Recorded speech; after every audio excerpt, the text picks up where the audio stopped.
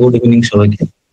আজকে আমরা যে টপিকটা নিয়ে আলোচনা করব সেটা হচ্ছে প্রিভিয়াস ইয়ারে কোশ্চেন সেশন অ্যান্সার, যেটা হচ্ছে তোমাদের 2016 সালে এসএলএসটি ডব্লিউবিএসএলএসটি তে এসেছিল এডুকেশনে, ঠিক আছে? তো সেই কোশ্চেন সেটটা আমরা পুরোটা ডিসকাশন করব। তো তোমরা এক এক করে অ্যান্সার দেওয়ার চেষ্টা করবে। সেটা দাগ নাম্বার আছে, একে কি হতে পারে, দুয়ের কি হতে পারে, আমরা তারপর পুরোটা ডিসকাশন করার চেষ্টা করবো, ঠিক আছে? তো ফার্স্ট কোশ্চেন কি আছে না, প্রয়োগবাদী দর্শন অনুযায়ী প্রকৃত শিক্ষা কি? প্রয়োগবাদী দর্শন অনুযায়ী প্রকৃত শিক্ষা কি? একটা হচ্ছে আত্মোন্নতির শিক্ষা, সেকেন্ড অপশন হচ্ছে সমাজের জন্য বাঁচার শিক্ষা, থার্ড হচ্ছে আত্মবিকাশের শিক্ষা, আর ফোর্থ হচ্ছে ব্যক্তিগত আকাঙ্ক্ষা পূরণের শিক্ষা।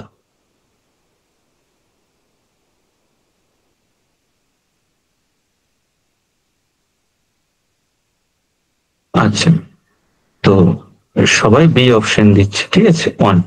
আচ্ছা, প্রাগমাটিজম। প্রাগমাটিজম কি? মানে মানে প্রয়োগবাদীর ইংলিশ টার্মটা হচ্ছে কি? প্রাগমাটিজম, তাই তো? তো বা প্রয়োগবাদ বলা হয়। এই প্রাগমাটিজম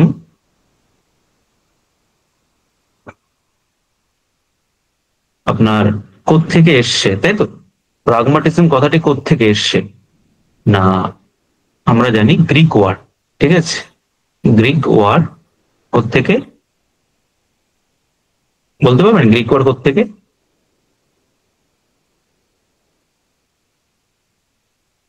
প্রাগমা থেকে, ভেরি গুড। গ্রিক ওয়ার্ড এই প্রাগমা থেকে এসছে, ঠিক আছে? গ্রিক ওয়ার্ড প্রাগমা থেকে এসছে, যার অর্থ কি না, যার অর্থ হচ্ছে কোনো কিছু করা, ঠিক আছে? যার অর্থ হচ্ছে কি না, টু ডু। যার বেসিক মিনিং হচ্ছে to do something, to do something, তারপরে টু অ্যাকমপ্লিশ সামথিং, এইভাবে বলা হয় আর কি।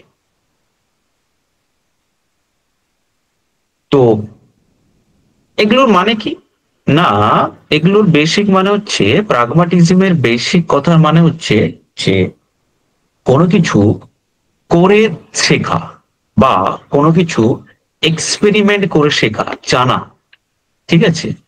তো যেটার ফাউন্ডার কাকে বলা হয় না, এর বেসিক ফাউন্ডার কাকে বলা হয়? হু ইজ দ্য প্রপোনেন্ট না, চার্লস স্যান্ডার্স পেয়ার্স, তাই তো? চার্লস স্যান্ডার পেয়ার্স, একে কি বলা হয়? একে ফাউন্ডার বলা হয় প্রাগমাটিজম।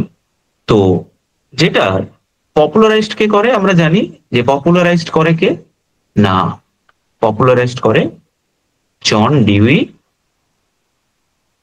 অ্যান্ড উইলিয়াম জেমস, ঠিক আছে? John Dewey and William James. তো এই তাহলে কি প্রাগমাটিজম মানে হচ্ছে, প্রাগমাটিজম মানে হচ্ছে বা প্রয়োগবাদ মানে হচ্ছে প্র্যাকটিক্যালি কোনো কিছু করে শেখা, ঠিক আছে? যেটার দ্বারা আমরা কি করতে পারি না, যে সমাজে যে কোনো জায়গায় আমরা কি করতে পারি না, অ্যাডাপ্ট করতে পারি এনভায়রনমেন্টটাকে। আমরা যে কোনো প্রবলেমে পড়লে সেই প্রবলেমে আমাদের মধ্যে নিজে হতে সলভ করতে পারি। যেটা কি না, তার মানে কি, তার মানে আমরা যে সোসাইটিতে কত প্রবলেম, ভ্যারাইটি অফ প্রবলেম আমাদের সামনে আসে, তাই না? তো যেটার মানে কি না, তার মানে হচ্ছে কি যে সোসাইটিতে রেসপন্সিবল না। কি বলছেন প্রবক্তা জেমস? না, আমি যেটা বললাম সেটা মাথায় রাখবেন, ঠিক আছে? তো জেমস হোক, ডিউই হোক, ওরকম কোনো কথা নেই। যেটা বললাম সেটা একটু মাথায় রাখবেন, যে অ্যাকচুয়ালি বেসিকটা হচ্ছে ওটাই, যে ফাউন্ডার আর পপুলারাইজড দুটো আলাদা জিনিস নয়, ঠিক আছে? তো সেই প্রাগমাটিজম মানে হচ্ছে কি, তাহলে সোসাইটিতে কোনো প্রবলেম ক্রিয়েট হলে সেই প্রবলেমকে সলিউশন করা, সোসাইটিতে রেসপন্সিবল নেওয়া, কন্ট্রিবিউট করা, ঠিক আছে? শুধুমাত্র নিজের জন্য বাঁচা নয়, বা শুধুমাত্র নিজের ফুলফিলমেন্ট লাইফের হবে এমনটা নয়, সোসাইটিতে ইউজফুল হয় এমন কাজ করা, ঠিক আছে? এই যে বলছে যে আপনাকে অপশন গুলো, যে আত্মোন্নতি শিক্ষা, যার ইংলিশ টার্মটা কি দেওয়া ছিল, যে সেলফ আত্মোন্নতি, মানে বলতে পারেন যে সেলফ আপলিফমেন্ট, মানে আমার নিজের ইমপ্রুভমেন্ট করা। আত্মোন্নতি মানে নিজের উন্নতি, আত্মোন্নতি মানে নিজের উন্নতি। তো নিজের উন্নতি, সেলফ ইমপ্রুভমেন্ট, ইন্ডিভিজুয়াল ইমপ্রুভমেন্ট, এই কথাগুলো কিন্তু প্রাগম্যাটিজের সঙ্গে যায় না। এই কথাগুলো প্রায় আপনার আইডিয়ালিজমের সঙ্গে যেতে পারে, যে নিজের উন্নতি, সেলফ, যেটা কিনা যে সোসাইটিতে useful, utility, experience, practical life, এগুলো হচ্ছে আপনার প্রাগম্যাটিজমের সঙ্গে যায়। আত্মবিকাশের শিক্ষা, যে আত্মবিকাশ একটা, আর একটা হচ্ছে আপনার অপশন ছিল যে ব্যক্তিগত আকাঙ্ক্ষা পূরণের শিক্ষা। যে আত্মবিকাশ, যে মানে সেলফ অ্যাকচুয়ালাইজেশন, বা বলতে পারেন যে সেলফ ডেভেলপমেন্ট আর কি। সেলফ অ্যাকচুয়ালাইজেশন অ্যাকচুয়ালি ইংলিশ টার্মটা, মানে আপনার কোশ্চেন অ্যাকচুয়ালি ক্রিয়েট হয় ইংলিশ টার্ম থেকে, সেখান থেকে বাংলা ট্রান্সলেট হয় আর কি, ঠিক আছে। তো ইংলিশ টার্মটা হচ্ছে অ্যাপ্রোপ্রিয়েট। তো এইখানে ইংলিশ টার্মটা আপনার সেলফ অ্যাকচুয়ালাইজেশন, এই গুণটা। সেলফ অ্যাকচুয়ালাইজেশন মানে হচ্ছে হিউম্যানিস্টিক যে সাইকোলজিক্যাল গুলো থাকে, বা হিউম্যানিস্টিক যে ফিলোসফি গুলো, তাদের পার্ট আর কি, ঠিক আছে। যে নিজেকে ডেভেলপমেন্ট করা, ওন ডেভেলপমেন্ট। আর একটা দেখুন ব্যক্তিগত আকাঙ্ক্ষা, সেলফ ফুলফিলমেন্ট। যে সেলফ ফুলফিলমেন্ট হচ্ছে এই ব্যক্তিগত আকাঙ্ক্ষা, ওয়ান টাইপ অফ, এটার সঙ্গে যায় না। এটা ওয়ান টাইপ অফ, আপনি বলতে পারেন, আপনারা হয়তো পড়েছেন এক্সিস্টেন্সিয়ালিজম, যেখানে মানে মানুষ তার সেকেন্ড ওয়ার্ল্ড ওয়ারের সময় যখন কি হয় যে নিজের অস্তিত্ব টিকে রাখতে পারছিল না, তখন কিভাবে মানুষ তার সেই অস্তিত্বটাকে টিকিয়ে রাখবে, সেখান থেকে এরকম একটা ফিলোসফির উদ্ভব হয় আর কি, যে এক্সিস্টেন্সিয়ালিজম। সেই এক্সিস্টেন্স থেকেই মানে কি না, মানে আগে আমার এক্সিস্টেন্স প্রিসিজ এসেন্স বলা হয়। তো আপনার মানব সত্তা বা আপনার চাহিদাগুলো পরে, আগে নিজের অস্তিত্বটা আপনি টিকিয়ে রাখুন। তো এরকম থেকে কিন্তু ব্যক্তিগত আকাঙ্ক্ষার সঙ্গে যেতে পারে, বাট প্রয়োগবাদী সেটা কিন্তু আপনার সমাজের বাঁচার জন্য, শিক্ষার জন্য অ্যাপ্রোপ্রিয়েট অ্যান্সার, ঠিক আছে। ফ্রয়েবেলের নেক্সট কোশ্চেন ছিল, দেখুন 2 নম্বর, ফ্রয়েবেলের শিক্ষণ পদ্ধতি কিসের উপর নির্ভরশীল?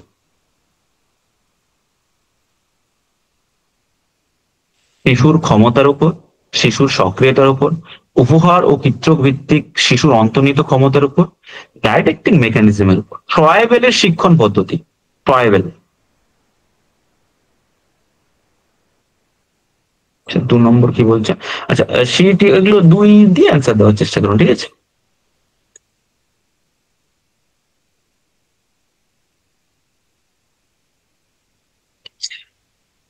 ফ্রয়েবেল, ফ্রয়েবেলকে কিসের ফাউন্ডার বলা হয়? প্রবর্তক, বেসিক্যালি। হুম, কিসের জনক বলা হয়? ন্যাচারালিজম, প্রকৃতিবাদ, কিন্ডারগার্টেন পদ্ধতি।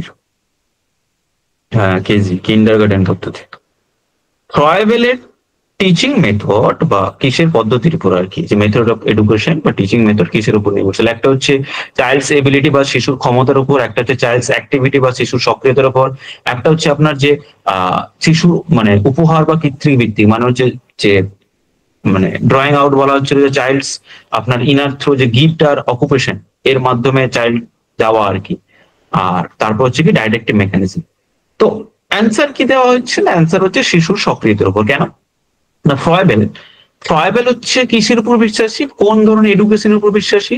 না, ফ্রয়েবেল যে ধরনের এডুকেশনের জন্য আপনার পপুলার, তার জন্য সেটা কোনটা বা বিশ্বাসী, সেটা হচ্ছে একটা চাইল্ডের যে অ্যাক্টিভিটি, কিসের উপর? স্পন্টানিয়াস অ্যাক্টিভিটির উপর তিনি কিন্তু বিশ্বাস করেন।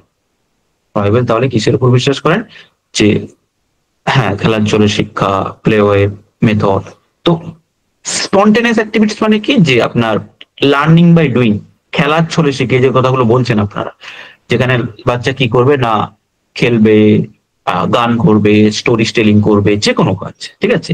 তো এই স্পন্টেনিয়াস অ্যাক্টিভিটি, তার জন্য কি না ফ্রয়েবেল এরকম সেখান থেকে একটা কনসেপ্ট দেন, কিন্ডার গার্ডেন, ঠিক আছে, কেজি। এই যে একজন বলছিলেন কেজি মানে কিন্ডার গার্ডেন, ঠিক আছে। তো সেখান থেকে মানে কি চাইল্ড কিভাবে শিখবে, চাইল্ড হচ্ছে না অ্যাক্টিভিটিস মাধ্যমে শিখবে।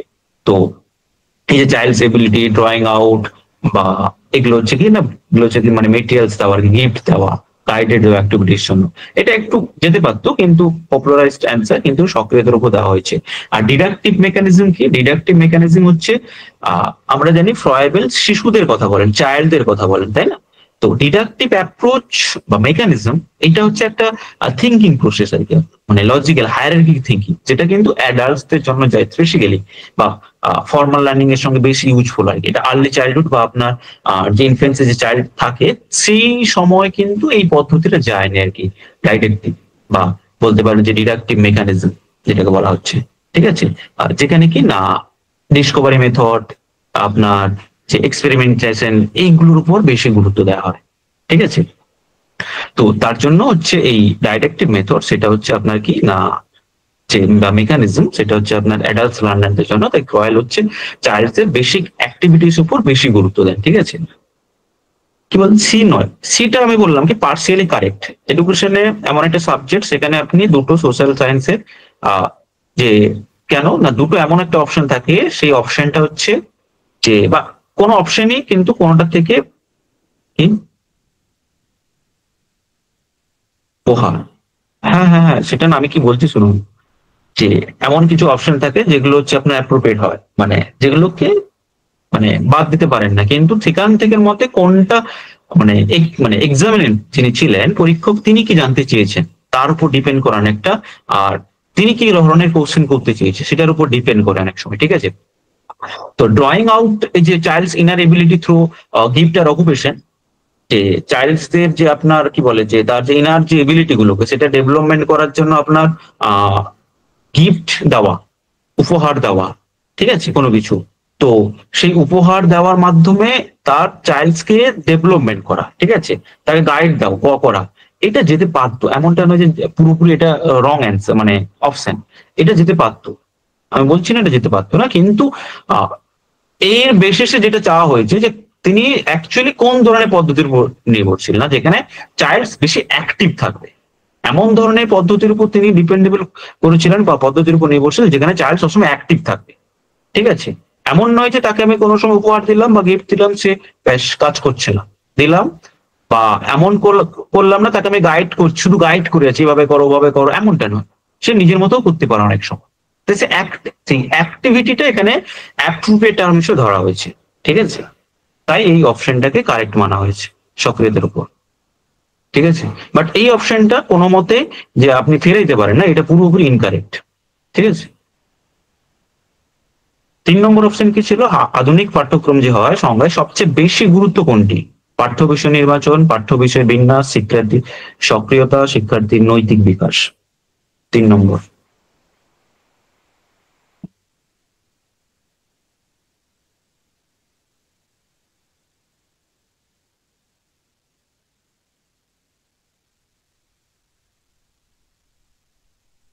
3 নম্বরে কি অপশন দিচ্ছেন? সি, সি, তাই তো?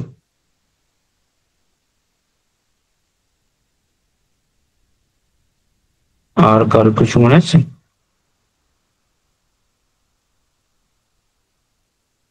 পাঠ্য বিষয় নির্বাচন, পাঠ্য বিষয়ের বিন্যাস, শিক্ষার্থীর সক্রিয়তা, আর কি ছিল আপনার যে নৈতিক বিকাশ মানে moral development of the child. তো এক্ষেত্রে যেটা বেশি ইম্পর্টেন্স বর্তমান যে কারিকুলাম, সেটা হচ্ছে চাইল্ডস এর অ্যাক্টিভিটির উপরে, কেন শিক্ষার্থী সক্রিয়তার উপর। ঠিক আছে, যে লার্নার, এটা বর্তমান কারিকুলামটা হচ্ছে কি যে আধুনিক একটা একটা ট্র্যাডিশনাল কারিকুলাম হয়, একটা মডার্ন কারিকুলাম হয়, তাই না?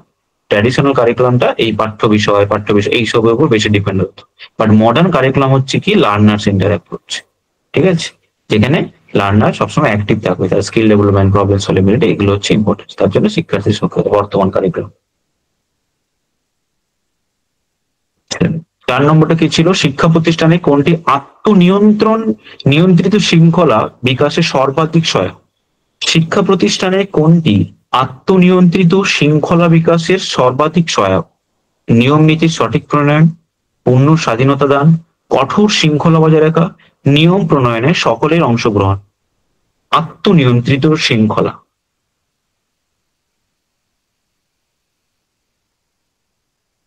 আত্মনিয়ন্ত্রিত, সেলফ কন্ট্রোল।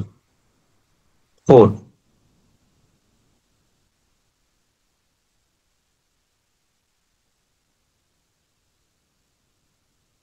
আর কি কি বলছেন?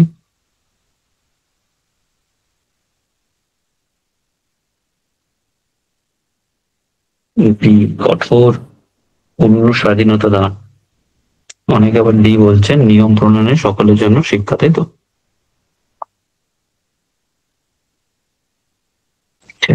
আত্মনিয়ন্ত্রিত এটা কি বলার চেষ্টা করা হয়েছিল? না, সেলফ ইম্পোজড ডিসিপ্লিন, ঠিক আছে, যে সেলফ ডিসিপ্লিন বা সেলফ ইম্পোজড ডিসিপ্লিন। তো এক্ষেত্রে এই যে শিক্ষা প্রতিষ্ঠানে কোনটি আত্মনিয়ন্ত্রিত শৃঙ্খলা? শিক্ষা প্রতিষ্ঠানে নিয়ম নীতির সঠিক প্রণয়ন, পূর্ণ স্বাধীনতা দান, কঠোর শৃঙ্খলা বজায় রাখা, নিয়ম প্রণয়নে সকলের অংশগ্রহণ। নিয়ম প্রণয়নে সকলের অংশগ্রহণ। তো আপনাদের বেশিরভাগ অ্যান্সার কি এসছে? 4B আর ডি, তাই তো?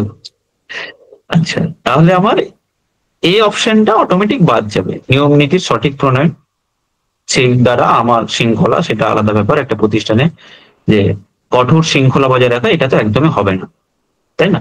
তো দুটো অপশনের মধ্যে আমাদের কিন্তু একটু কনফিউজড হচ্ছে। একটা হচ্ছে পূর্ণ স্বাধীনতা দান করা দেওয়া, একটা হচ্ছে নিয়ম প্রণয়নে সকলের অংশগ্রহণ।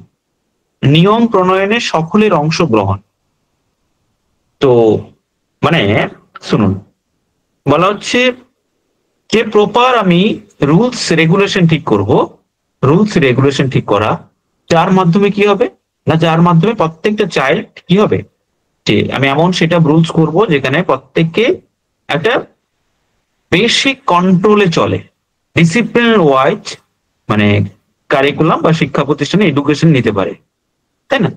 যে নিয়ম প্রণয়নে সকলের অংশগ্রহণ, যেখানে সকলে ইকুয়ালি আপনার অংশগ্রহণ করতে পারে।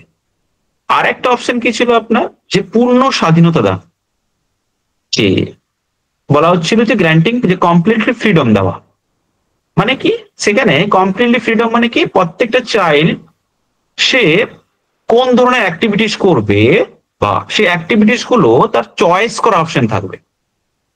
সে কোন কাজ করবে একটা কারিকুলামে বা কোন একটা শিক্ষা প্রতিষ্ঠানে, সে কি পড়বে, এবং তার কোন কোন বিষয় আরো বেশি চয়েসিং অপশন রয়েছে, ঠিক আছে? তো সেগুলো কি করা হয় না, তার সম্পূর্ণ স্বাধীনতা থাকে, তার উপর ডিপেন্ডেবল হয়, সে ফ্রিডম থাকে চয়েস করার ক্ষেত্রে। যেখানে কি না, কমপ্লিটলি ফ্রিডম মানে কি, কমপ্লিটলি ফ্রিডম মানে কোন রকম গাইডেন্স ছাড়া, ঠিক আছে, মানে উইদাউট গাইডেন্স, আপনি আপনি নিজের মতো করেই চালাচ্ছেন, ঠিক আছে? যেখানে অ্যান্সার কিন্তু, যে বলা হচ্ছে পূর্ণ স্বাধীনতা দান, কিন্তু অ্যাপ্রোপ্রিয়েট অ্যান্সার হওয়া উচিত নিয়ম প্রণয়নে সকলের অংশগ্রহণ, ঠিক আছে, যে ডি, অ্যাপ্রোপ্রিয়েট অ্যান্সার কিন্তু এটাই। একটা আপনি শিক্ষা প্রতিষ্ঠান, শিক্ষা প্রতিষ্ঠানে যে আপনি এটা শিক্ষা প্রতিষ্ঠান আপনার ফর্মাল না ইনফর্মাল, নন ফর্মাল এডুকেশন? শিক্ষা প্রতিষ্ঠান কোন ধরনের এডুকেশন? ফর্মাল এডুকেশন সিস্টেম, তাই তো? তো সেই ফর্মাল এডুকেশন সিস্টেমে আপনি যদি একটা চাইল্ডকে পুরোপুরি ছেড়ে দেন, কি করব, কখন করব, কিভাবে করব, তার মানে কি হবে, তার মানে সে মানে প্রপার একটা গাইডেন্স পাবে না কিভাবে করব, তাই না? সে তার নিজের মতো করে করবে, নিজের মতো করে এদিক সেদিক যাবে। তো সেক্ষেত্রে কিন্তু তার যে সঠিক বিকাশ, যে নিজের যে নিয়ন্ত্রণে একটা শেখা শৃঙ্খলা বিকাশ, সেক্ষেত্রে মানে নিজে শিখতে পারবে, কিন্তু সব থেকে অ্যাপ্রোপ্রিয়েট হওয়া উচিত, সঠিক একটা রুলস থাকবে, নিয়ম থাকবে, সেই নিয়মের মধ্যে সকলে অংশগ্রহণ করবে, কিন্তু সেভাবে সকলে কি করতে পারে আপনার, যে আপনার সঠিক একটা রুলস রেগুলেশন মেনটেন করে কিন্তু লার্ন করবে, শিখবে। বাট অ্যান্সার দেওয়া হয়েছে কিন্তু পূর্ণ স্বাধীনতা দান, যেখানে কি বলা হয়েছে, যে আত্মনিয়ন্ত্রিত, আমি নিজেকে নিজে কন্ট্রোল করব, যে সেলফ কন্ট্রোল। তো সেলফ কন্ট্রোলের ক্ষেত্রে বলা হচ্ছে কারোর উপর আমি ডিপেন্ডেবল হব না। তো সেক্ষেত্রে পূর্ণ স্বাধীনতা দেওয়ার কথা বলা হয়েছে অ্যান্সারে, ঠিক আছে? অ্যান্সার অনুযায়ী কেন হচ্ছে, কারণ সেলফ কন্ট্রোল, সেলফ কন্ট্রোল মানে কি, আমি নিজেকে নিজে কন্ট্রোলে রাখবো, ঠিক আছে, আমি নিজেকে নিজে পরিচালনা করবো আমার লার্নিংটাকে। তো সেক্ষেত্রে তার জন্য আপনার এই পূর্ণ স্বাধীনতা দান কথাটা গেছে, তার জন্য এই কথাটাকে ক্রস মার্ক দেওয়া হয়েছে একটু খালি, এই টার্মটার জন্য, আত্মনিয়ন্ত্রিত, নিজেকে নিজে কন্ট্রোল করুন, ঠিক আছে? পাঁচেরটা কি হবে, সঞ্চালনমূলক বিকাশের প্রকৃত অর্থ কি, 5।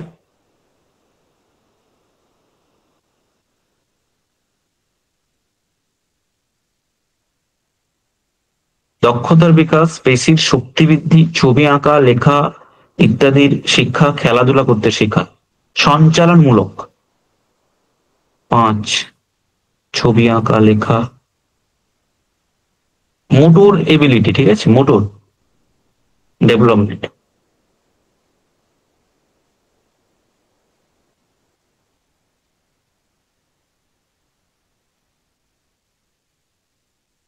Motor development.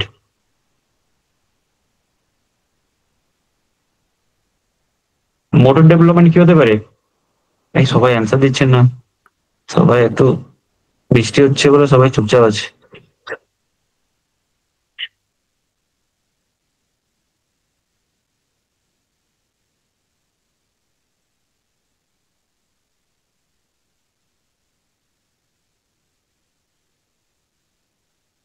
আচ্ছা, মোটর ডেভেলপমেন্ট, মোটর এটা সঞ্চালনমূলক বলতে মোটর ডেভেলপমেন্টের সঙ্গে গেছে, ঠিক আছে।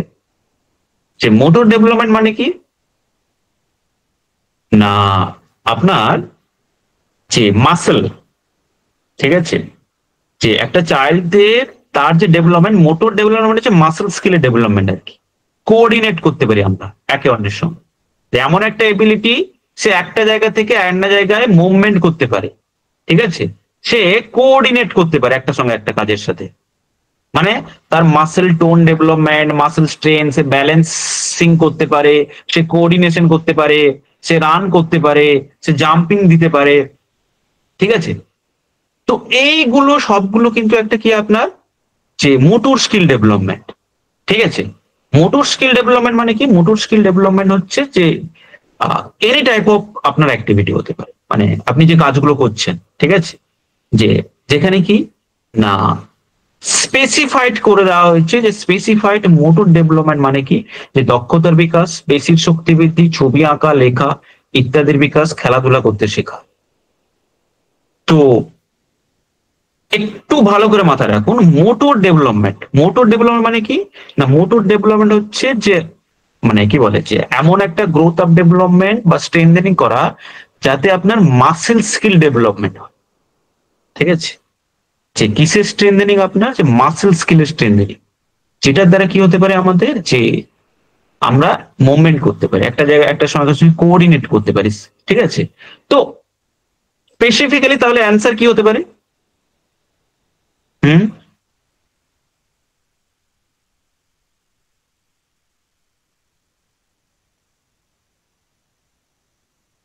বি, তাই তো, পেশির শক্তি বৃদ্ধি। এই স্কিলটা যাচ্ছে না কেন, এটা হচ্ছে ব্রডার টার্ম, ঠিক আছে। এই দক্ষতার বিকাশ এটা যাচ্ছে না কেন, এটা হচ্ছে ব্রডার টার্ম। কেন ব্রডার টার্ম না, স্কিল বলতে এখানে, স্কিল বলতে শুধু মোটর স্কিল নয়, এই স্কিল বলতে মোটর স্কিল, আপনার কগনিটিভ স্কিল, আপনার সোশ্যাল স্কিল, সব ধরনের স্কিলের সঙ্গে ইন্ডিকেশন, ঠিক আছে, সব ধরনের স্কিলের সঙ্গে ইন্ডিকেশন, স্কিল দক্ষতার বিকাশ। তো এই অপশনে আপনার কোশ্চেনে কি চেয়েছিল না, কোশ্চেনে চেয়েছিল মোটর ডেভেলপমেন্ট, ঠিক আছে।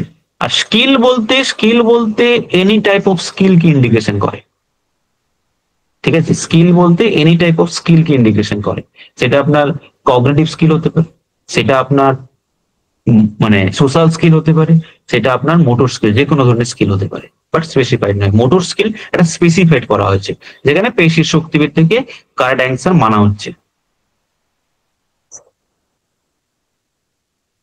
4 নম্বরটা কি হবে, শৃঙ্খলার ভিত্তি ও নিয়ন্ত্রক হবে ভালোবাসা।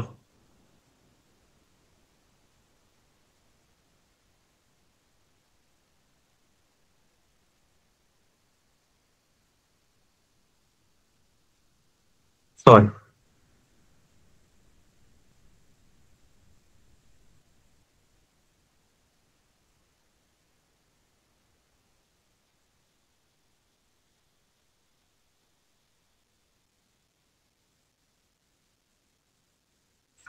সি, পেস্তালাস্তি, তাই তো। পেস্তালাস্তি, পেস্তালাস্তির ফুল ফর্ম কি জানেন? জোহান হেনরিক কি পেস্তালাস্তি। তো এই আপনার হেনরিক পেস্তালাস্তি তিনি এই ধরনের একটা কনসেপ্ট দেন ডিসিপ্লিন। দেখবেন আপনাদের মানে ইউনিট 1 আছে ডিসিপ্লিন বলে একটা চ্যাপ্টার। তো সেই ডিসিপ্লিন সম্পর্কে একটা বেসিক ডেফিনেশন দেয় যে ডিসিপ্লিনটা কিভাবে হয়। না, ডিসিপ্লিন কার উপর কন্ট্রোল হয় বা ডিসিপ্লিন কার উপর ডিপেন্ডেবল হয় বা ডিসিপ্লিন কার উপর বেস করে, না ভালোবাসা, লাভ। সেখান থেকে যদি আপনি কাউকে ভালোবেসে কোনো কিছু বলেন বা করতে বলেন, সে কিন্তু আপনার করে দেবে। সে কি হবে না, আপনি কাউকে কন্ট্রোলে আনতে পারবেন যদি আপনাকে এই ভালোবাসাটা থাকে, লাভ থাকে। ঠিক আছে, তো পেস্তালাস্তি কিন্তু এই ধরনের ডিসিপ্লিনের কথা বলে। যেখানে কি বলে না ডিসিপ্লিনটা কি হবে না লাভ থেকে আসবে, লাভিং, এমন একটা এনভায়রনমেন্ট যেখানে লাভিং সিকিউর এনভায়রনমেন্ট থাকবে।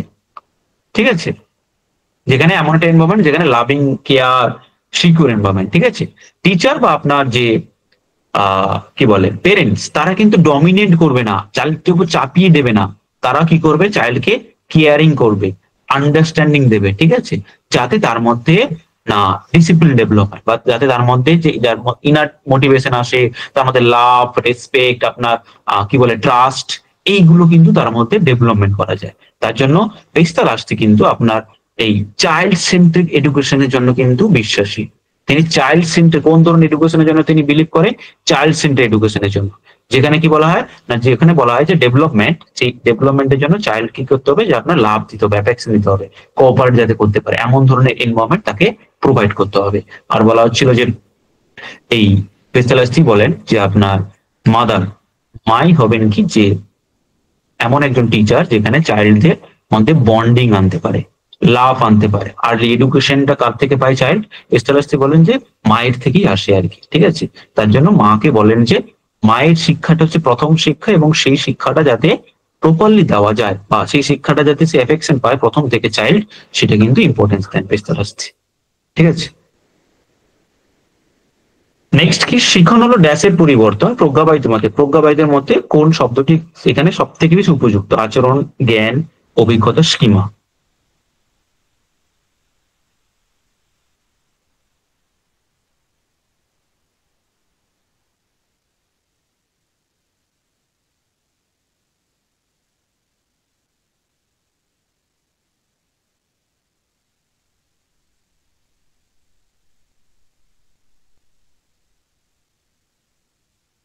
আচরণ, জ্ঞান, অভিজ্ঞতা, স্কিমা, তাই তো।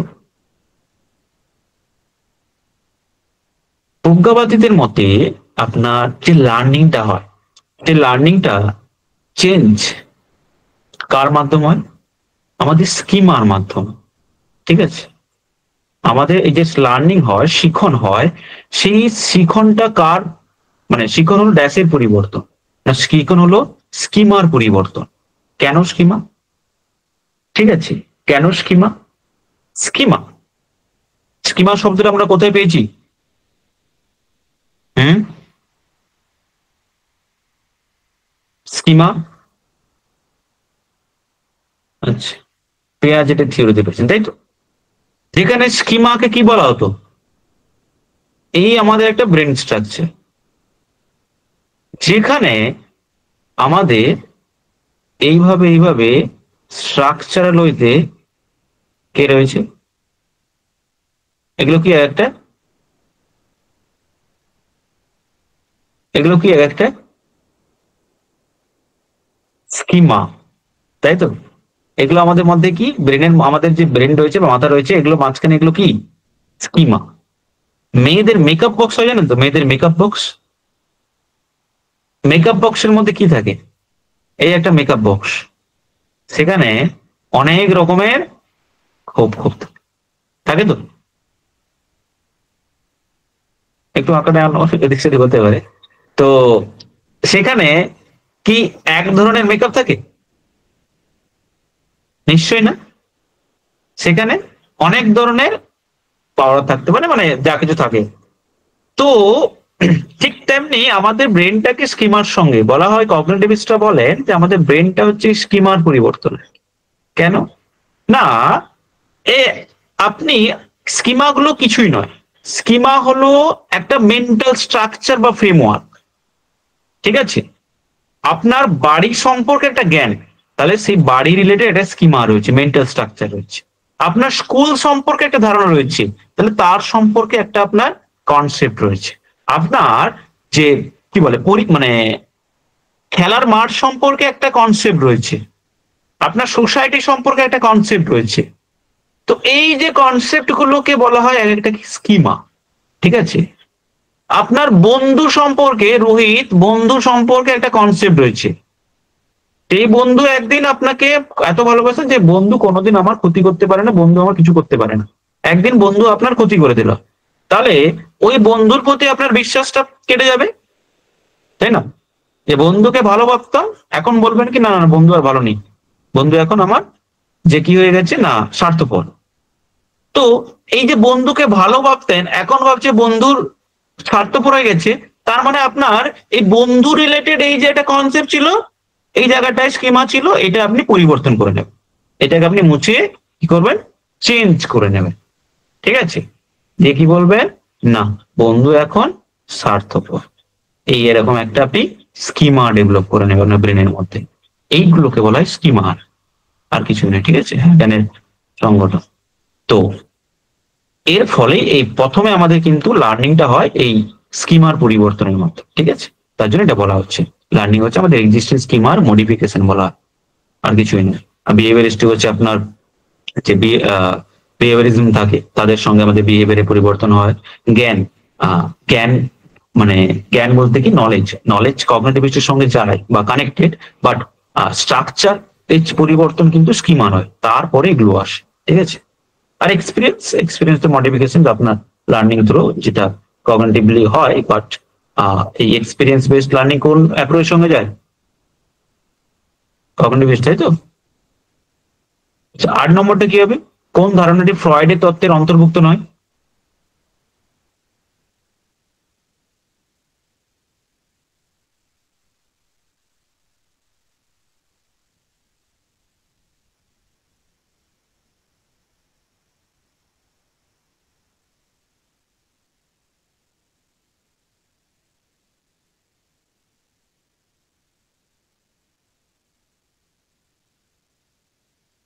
আদিম প্রবৃত্তি, প্রত্যাবিত্তা, সুখভোগ নীতি, অহং। 8 কি বলছেন, বি, বি অহং। এই ফ্রয়েডের ধারণা, এটাকে বলা হচ্ছে আপনার যে প্রিমিটিভ ড্রাইভ, এটা হচ্ছে আপনার কি ইগো, এটা হচ্ছে আপনার রিগ্রেশন, এটা হচ্ছে আপনার প্লেজার প্রিন্সিপাল। ঠিক আছে? এবার বলুন, ইগোটা নেই ফ্রয়েডের তত্ত্বে?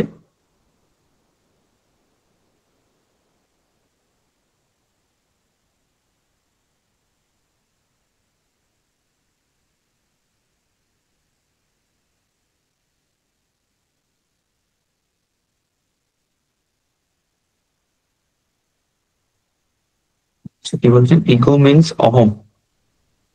হ্যাঁ, কি বলছেন, প্রিমিটিভ ড্রাইভ। প্রিমিটিভ ড্রাইভ মানে কি, প্রিমিটিভ ড্রাইভ মানে হচ্ছে এটা বায়োলজিক্যাল আর্গিউ আর কি। ঠিক আছে? যে আমাদের সেক্সুয়াল আর্গিউ গুলো লিবিডো থেকে শুরু হয়। ঠিক আছে? তো সেই লিবিডো বা সেক্সুয়াল যে ড্রাইভ, এইখান থেকে আসে প্রিমিটিভ ড্রাইভ। তো এই লিবিডোর কথা কিন্তু এই ফ্রয়েড বলেন। ঠিক আছে? ইগো, ইগো, ইগো হচ্ছে আমাদের স্ট্রাকচার, যে আমাদের পার্সোনালিটি, সেই পার্সোনালিটি স্ট্রাকচার হয় তিনটে। একটা হচ্ছে আপনার ইথ, যেটা আপনার প্রিমিটিভ আর্গিউসের সঙ্গে যায়, একটা ইগো, ঠিক আছে, আর একটা হচ্ছে সুপার ইগো। এই তিনটে কনসেপ্ট হয়। এটার মানে কি, না এটার কনসেপ্ট হচ্ছে যে ফ্রয়েড, যে ফ্রয়েডের ফুল ফর্ম কি, সিগমুন্ড ফ্রয়েড, তাই তো? ফ্রয়েড কি বলছেন, যে আমাদের এই তিনটে কনসেপ্ট আছে, ইথ, ইগো, সুপার ইগো। ইথ মানে কি, যে আমাদের প্রিমিটিভ, যেটা আনকনসিয়াস, যে ড্রাইভস গুলো আমাদের যে পেতেই হবে, যেটার মাধ্যমে আমরা কি পাই, ঈদের মাধ্যমে আমরা প্লেজার প্রিন্সিপাল পাই, তাই তো? এই যে প্লেজার প্রিন্সিপাল, সুখভোগ, যেটা আমাদের মনের মধ্যে সবসময় আরামদায়ক দেবে, যেটা আমাদের মনের মধ্যে সবসময় কি দেবে, আরামদায়ক দেবে। আমরা পেনকে অ্যাভয়েড করার চেষ্টা করি, আমরা কি করার চেষ্টা করি, পেন যন্ত্রণাগুলোকে আমরা অ্যাভয়েড করার চেষ্টা করি। খারাপ কাজ হলেও সোসাইটিতে যদি সেটা আমার মন আনন্দ চায়, আমার মাইন্ড, তাহলে আমি সেটাকেই পছন্দ করি। এই যে আপনার সবকিছুতেই মনে হয় যেখানে আরাম সেখানেই আমি যাই, হয়তো সেটা আপনার ক্ষতিকর, তাও আপনি ওটা করবেন, কারণ সেটা আপনাকে তৃপ্তি দিচ্ছে। এটাকে বলে ঈদ। ঠিক আছে? এই ঈদ আপনাদের কি করে আমাদের মধ্যে, যে প্লেজার পাওয়ার চেষ্টা করে। কি পাওয়ার চেষ্টা করে? প্লেজার। এই প্লেজার থেকে আমাদের দুটো ইনস্টিংক্ট আছে, লাইভ ইনস্টিংক্ট, এটা ডেথ ইনস্টিংক্ট পড়ে। লাইভ ইনস্টিংক্ট মানে কি? লাইভ ইনস্টিংক্ট মানে হচ্ছে এই যে মানে এরোস বলা হয় আর কি। যে লাইভ ইনস্টিংক্টকে কি বলা হয়? যে এরোস। এখান থেকে আমাদের এরোস আছে, এরোস আর থ্যানাটোস। ঠিক আছে? এরোস মানে হচ্ছে কি লাইভ, মানে বেঁচে থাকার জন্য যেগুলো দরকার আর কি, যেমন খাবার দরকার, সেফটি দরকার, সেক্স দরকার, সেটাকে বলে এরোস। আর থ্যানাটোস মানে কি? থ্যানাটোস মানে হচ্ছে আপনার ডেথ ইনস্টিংক্ট আর কি। ঠিক আছে? ডেথ মানে কি? যে আপনাকে মৃত্যুর দিকে ঠেলে দেয়। মানে এমন ধরনের কনসেপ্ট আমাদের মধ্যে থাকে, যেটা হচ্ছে কি আমাদের যে আহ অহংকার করা, ঠিক আছে, কারণ ক্ষতি করা, এইগুলো কিন্তু ডেথ ইনস্টিংক্ট, ওই মৃত্যুর দিকে আমাদের ঠেলে দেয়। আর একটা কি কনসেপ্ট আছে না? ইগো। ইগোটা কি? না, ইগো হচ্ছে একটা কনসিয়াস এবং রেশনাল বলা হয়। ঠিক আছে? যেটা কি করে আপনাদের, যে রিয়ালিটির সঙ্গে, বাস্তবের সঙ্গে সামঞ্জস্য রেখে কাজ করার চেষ্টা করে। ঠিক আছে? আর এক সুপারিগো হয়, সুপারিগো আমাদের মধ্যে সবসময় মোরাল নীতি খোঁজার চেষ্টা করে। ঠিক আছে? এগুলো অনেক ব্রডার কনসেপ্ট, যেখানে আমাদের মধ্যে মোরাল নীতি খোঁজার চেষ্টা করে, যেটা এই ইগোরই আপনার কি বলে, যে এই সুপার ইগোর দুটো পার্ট আছে। যেটাকে কি বলা হয় বলুন তো? যে ইগো আইডিয়াল, আর হচ্ছে আপনার কনসায়েন্স। ঠিক আছে? তো এই কনসায়েন্স থেকে যখন আমাদের এই কি বলে, যে প্রত্যেকটা ভ্যালু বা কনসিয়াস আমরা করতে পারি না, তখন আমাদের মধ্যে কনফ্লিক্ট আসে। আমরা যখন ব্যালেন্স করতে পারি না আমাদের লাইফে, তখন আমরা কনফ্লিক্ট করি। এই কনফ্লিক্ট থেকে আমাদের মধ্যে কি আছে না? অ্যাংজাইটি আছে। এই কনফ্লিক্ট মানে যখন আমরা পড়ে যাই, কিছু করব না করব, তখন আমরা কার সাহায্য নিই? বলা হয় যে আমাদের মধ্যে অ্যাংজাইটি এসে, সেই অ্যাংজাইটিটাকে দূর করার জন্য আমরা ডিফেন্স মেকানিজমের সাহায্য নিই। সেই ডিফেন্স মেকানিজমের অনেক পার্ট হয়। ঠিক আছে? ডিফেন্স মেকানিজমের অনেক পার্ট হয়, যেমন যে আপনার ডিনিয়াল হয়, প্রজেকশন হয়, রিগ্রেশন হয়, রিফ্রেশন হয়, এরকম অনেক পার্ট হয়। সেই যে রিগ্রেশন, সেই রিগ্রেশনটা এখানে বলা হচ্ছে। তার জন্য এই কোশ্চেনটা একটু ভুল বলা হয়। ঠিক আছে? বাট অ্যান্সারটা রিগ্রেশনই দেওয়া হচ্ছে, বাট রিগ্রেশনটা কোথেকে আসছে বুঝতে পারলেন তো? ফ্রয়েডেরই থিওরি থেকে আসছে, সেটা একটু পরে আসছে। ঠিক আছে? আর কিছুই না। বোঝা গেল না? ক্লিয়ার হলো না?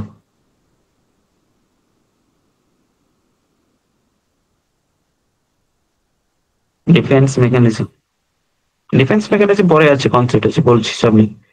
আচ্ছা, নেক্সট হচ্ছে যে কোন বছর সর্বপ্রথম ভারতীয় শিক্ষানীতি ঘোষিত হয়? 9, জাতীয় শিক্ষানীতি। হ্যাঁ, ওটা সি হবে, অ্যান্সার সি দেওয়া হচ্ছে, বাট ওটা পার্ট ওর, কোশ্চেনটা ভুল।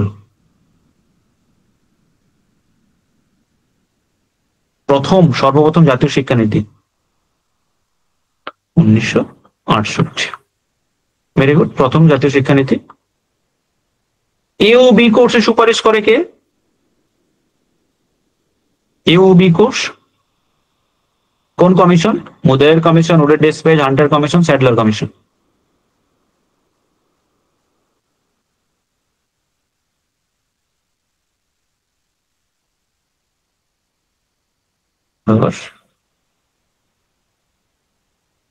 আচ্ছা, এ ও বি কোর্সে প্রথম কিন্তু হান্টার কমিশন বলে। ঠিক আছে? এ আর বি কোর্স, দুটো কোর্স হয়, এ কোর্স আর বি কোর্স। এ কোর্সটা কার সঙ্গে যায়? এ কোর্সটা কার সঙ্গে যায়? এ কোর্সটা কোন স্ট্রিমের সঙ্গে যায়? ইউনিভার্সিটি বা কোন স্ট্রিমের সঙ্গে যায় এই কোর্সটা? College, university. আচ্ছা, বি কোর্স তাহলে, বি কোর্স কার সঙ্গে যাবে?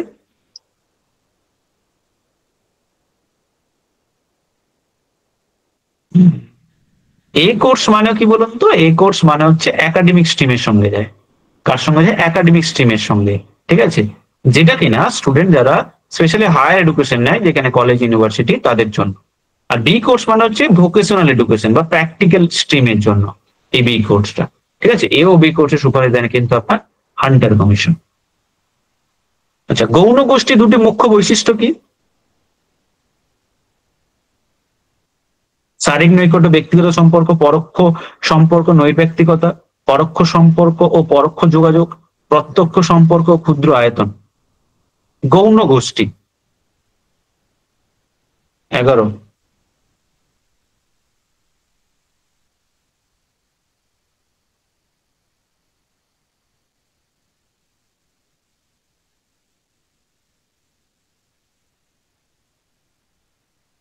গৌণ গোষ্ঠীর, আচ্ছা অনেকে আবার সি বলছেন, অনেকে বি বলছেন, তাই তো?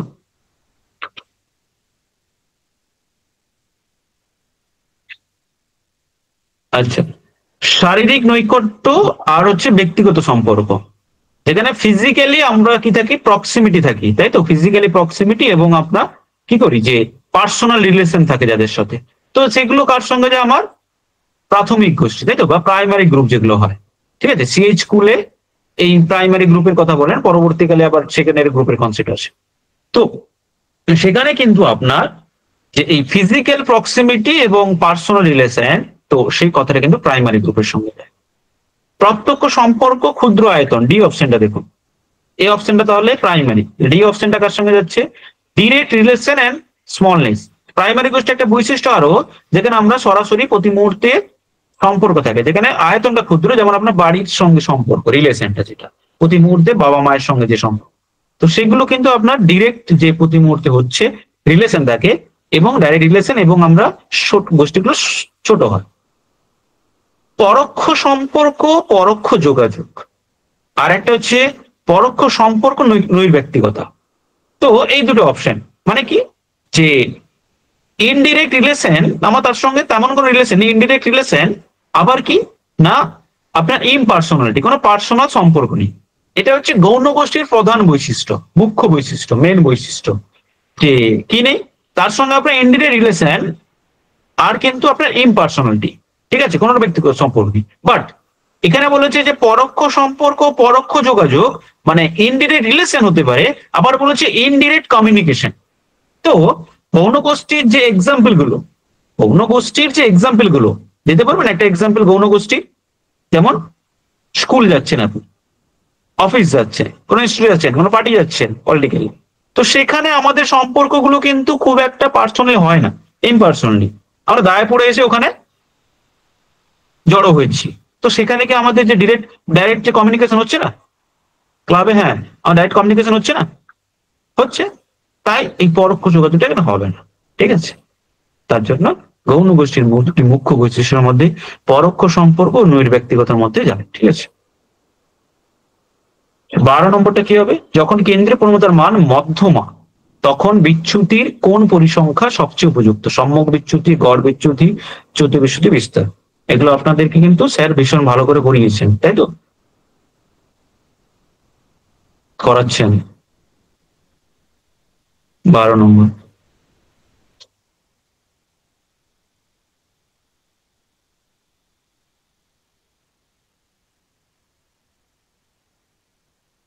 কি হবে?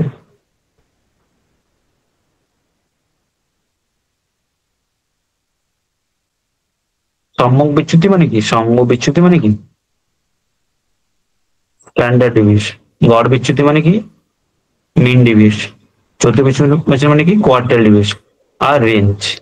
তো যখন কেন্দ্রীয় প্রবণতার মান মধ্যমা, তখন বিচ্যুতির কোন পরিসংখ্যা সবচেয়ে উপযুক্ত? তখন বিচ্যুতির কোন পরিসংখ্যা সবচেয়ে উপযুক্ত? যে সুইটেবল, বেস্ট সুইটেবল, যখন মিডিয়ান একটা সেন্টার টেন্ডেন্সি থাকে, মধ্যমা। কোয়ার্টাইল ডিভিয়েশন, ঠিক আছে, চতুর্থ বিচ্যুতি। কোয়ার্টাইল ডিভিয়েশনের সূত্র কি? কোয়ার্টাইল ডিভিয়েশনের সূত্র কি?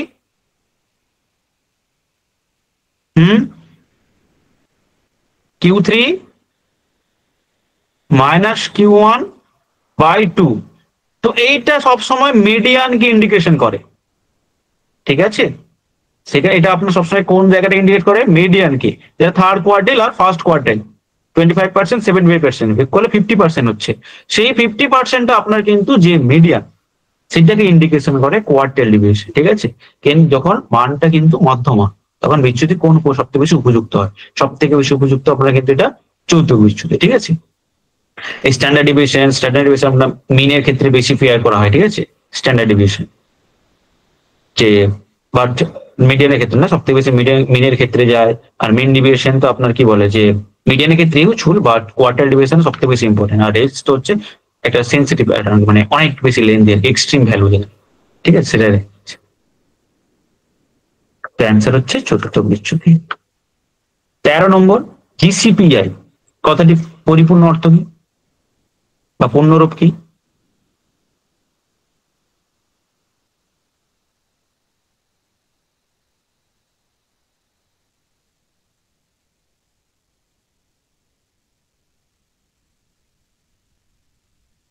তেরো নম্বর, হ্যাঁ, general committee of public instruction, তাই তো, general committee of public instruction, যেটা কে এস্টাবলিশ করেছিল? Establish by British East India Company, তাই তো, ব্রিটিশ ইস্ট ইন্ডিয়া কোম্পানি। কত সালে এটা এস্টাবলিশ হয়? General committee of public instruction 1823 সালে, ঠিক আছে। যার মেইন এইমস কি ছিল, না মেইন এইমস কি ছিল বা পারপোজ কি ছিল, না এমন ভাবে এডুকেশন সিস্টেমটাকে ভারতবর্ষে প্রমোট করা বা ডেভেলপমেন্ট করা বা প্ল্যানিং করা, যেখানে কি হবে না, যে এই ওরিয়েন্টাল আর যে ওয়েস্টার্ন এডুকেশনের যে ডিবেটসটা, সেটা দূর হয় আর কি, ঠিক আছে, যে যে যার মাধ্যমে শিক্ষা দেওয়া হতে পারে, যে এমন ভাবে এডুকেশনটাকে প্রমোট করা, এডুকেশনটাকে প্রমোট করার জন্য এইরকম কি বলে জিসিপিআই ডেভেলপমেন্ট হয়, ঠিক আছে, ব্রিটিশ। আচ্ছা, 14 নম্বর কি, কোন বৎসর রামমূর্তি কমিটি নিয়োজিত হয়? 14।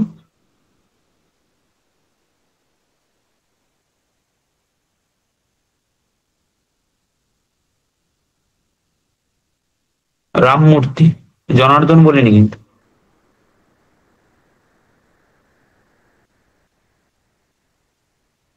এই দুটো ভুলিয়ে ফেলছেন, একটা রামমূর্তি একটা জনার্দন। ক্লাস কি করেননি আপনারা? ক্লাস তো করেছিলেন। আবার অনেকে সি বলছে, যারা এইসব কোশ্চেন অ্যান্সার দিচ্ছিলেন এইরকম, তাহলে আপনারা ক্লাস ঠিকঠাক করেননি ক্লাসে।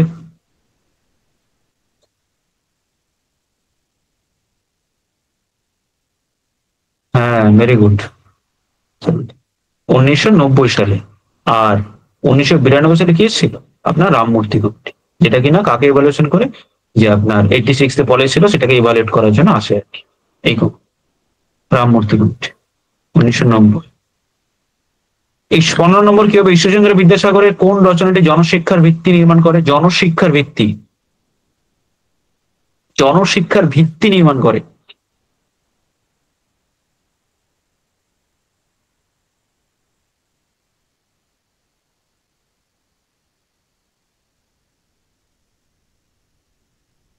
Very good. বর্ণ পরিচয়, তাই তো, বর্ণ পরিচয় কিন্তু আমাদের যে মিড 19th সেঞ্চুরিতে ঈশ্বরচন্দ্র বিদ্যাসাগর নিয়ে আসেন, ঠিক আছে, যেখানে বেসিক্যালি লিটার্স গুলো ইন্ট্রোডিউস থাকে, তাই না, সিম্পলিফাইডলি। আর বাকিগুলো হচ্ছে যে ব্যাকরণ কৌমুদি, যেখানে একটা সংস্কৃত গ্রামারের জন্য বেশি উল্লেখ হয়, সীতার বনবাস, এটা বেসিক্যালি যে লিটারেসি বা এপিক অ্যাডাপ্টেশনের জন্য আসে, ভ্রান্তি বিলাস, যে একটা বাংলা প্লে কমেডি আর কি, ঠিক আছে। বাট বর্ণ পরিচয় হচ্ছে জনশিক্ষার ভিত্তি হিসেবে আসে। কার্টোসিস কথাটি কোন ক্ষেত্রে প্রবচিত? 16। কার্টোসিস,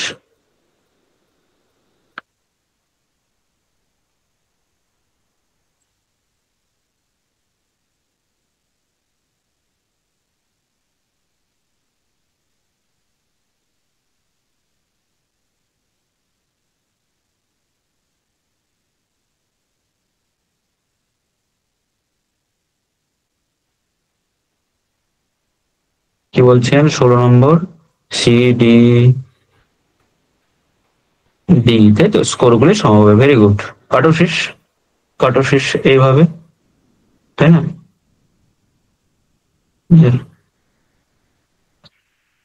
কার্টোসিস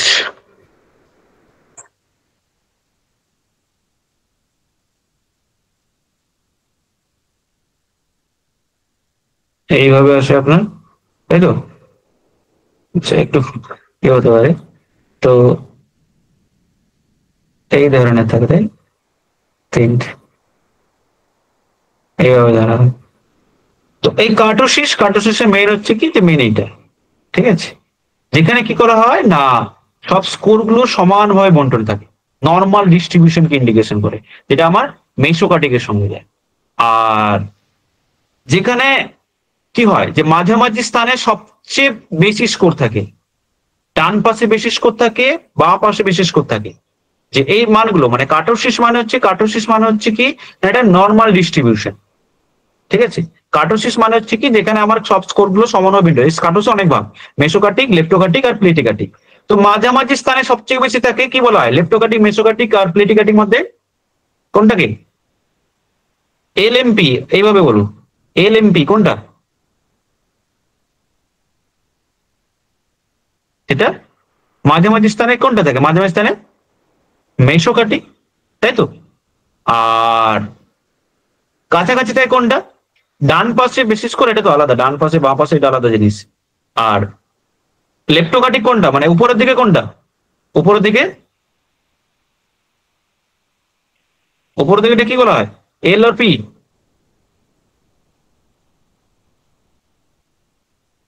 আর নিচেরটা টি, ঠিক আছে। প্লেটি হচ্ছে মোর টেলস, আর আপনার হচ্ছে লেফট হচ্ছে কি লেস টেলস, সবসময় মাথায় রাখবেন। আর এই ডান পাশ বাঁ পাশের কনসেপ্ট কি, এটা কি, এগুলো কি বলা হয়? এই ডান পাশে বেশি স্কোর, বাম পাশে বেশি স্কোর, এটা কি বলা হয়? কোন কার কোথায় আমরা ইউজ করি?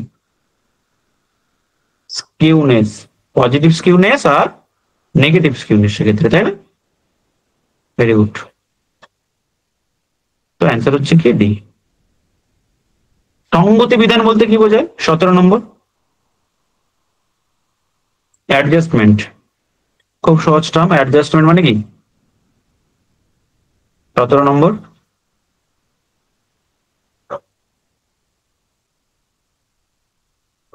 এই পরিবেশের সঙ্গে মানিয়ে নেওয়া, তাই তো। যে যেখানে কি হয়, অ্যাডজাস্টমেন্ট মানে হচ্ছে কি যে এনভায়রনমেন্টকে আমরা যে এনভায়রনমেন্টে বাস করি সেই এনভায়রনমেন্টটাকে মানিয়ে নেওয়া, তাই না, অ্যাডজাস্ট করা, তাই না। যেখানে আমাদের, যেখানে আমরা মেন্টালি স্যাটিসফাই হয়, যেখানে পার্সোনাল আমাদের স্যাটিসফ্যাকশন হয়, আমরা মেন্টাল ওয়েলবিং এগুলো ডেভেলপমেন্ট, মানিয়ে নেওয়া, সঙ্গতি বিধান। অন্যদের সঙ্গে মানিয়ে চলা, অভ্যন্তরীণ সঙ্গতি, কিন্তু সব থেকে বেশি পরিবেশের সঙ্গে, আপনি যে এনভায়রনমেন্টে যাচ্ছেন সেই এনভায়রনমেন্টে সবার সঙ্গে মানিয়ে নেওয়া, ঠিক আছে, পুরো এনভায়রনমেন্ট। যে অন্যদের সঙ্গে বলতে আপনি চলে গেলেন কোনো শীতকালীন এলাকায়, শীতকালীন এলাকায় সেখানে মানাতে পারছেন না, তার মানে কি এনভায়রনমেন্টকে মানাতে পারছেন, অ্যাডজাস্টমেন্ট হচ্ছে না, তো পরিবেশের সঙ্গে মানিয়ে নেওয়া। কোনটি উদ্বেগের একটি কারো মানে টাইপস আর কি? ফোবিয়া, বুলিমিয়া, ইনসমোনিয়া, ইনসোমিনিয়া, আর হচ্ছে আপনার অ্যানোরেক্সিয়া। অ্যাংজাইটি, অ্যাংজাইটি, ঠিক আছে। 18 নম্বর, অ্যাংজাইটি ডিসঅর্ডার কোনটা? 18।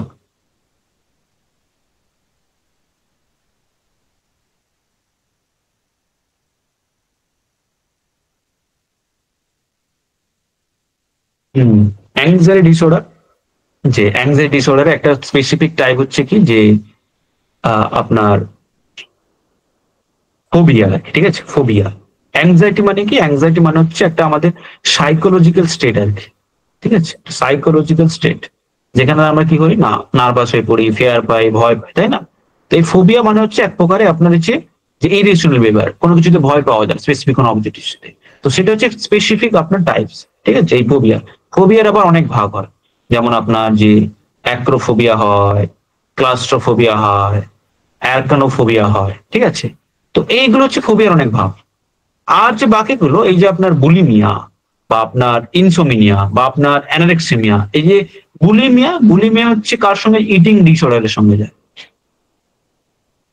কোন disorder? Eating disorder. Insomnia, insomnia কার সঙ্গে যায়, স্লিপিং ডিসঅর্ডার, ঠিক আছে।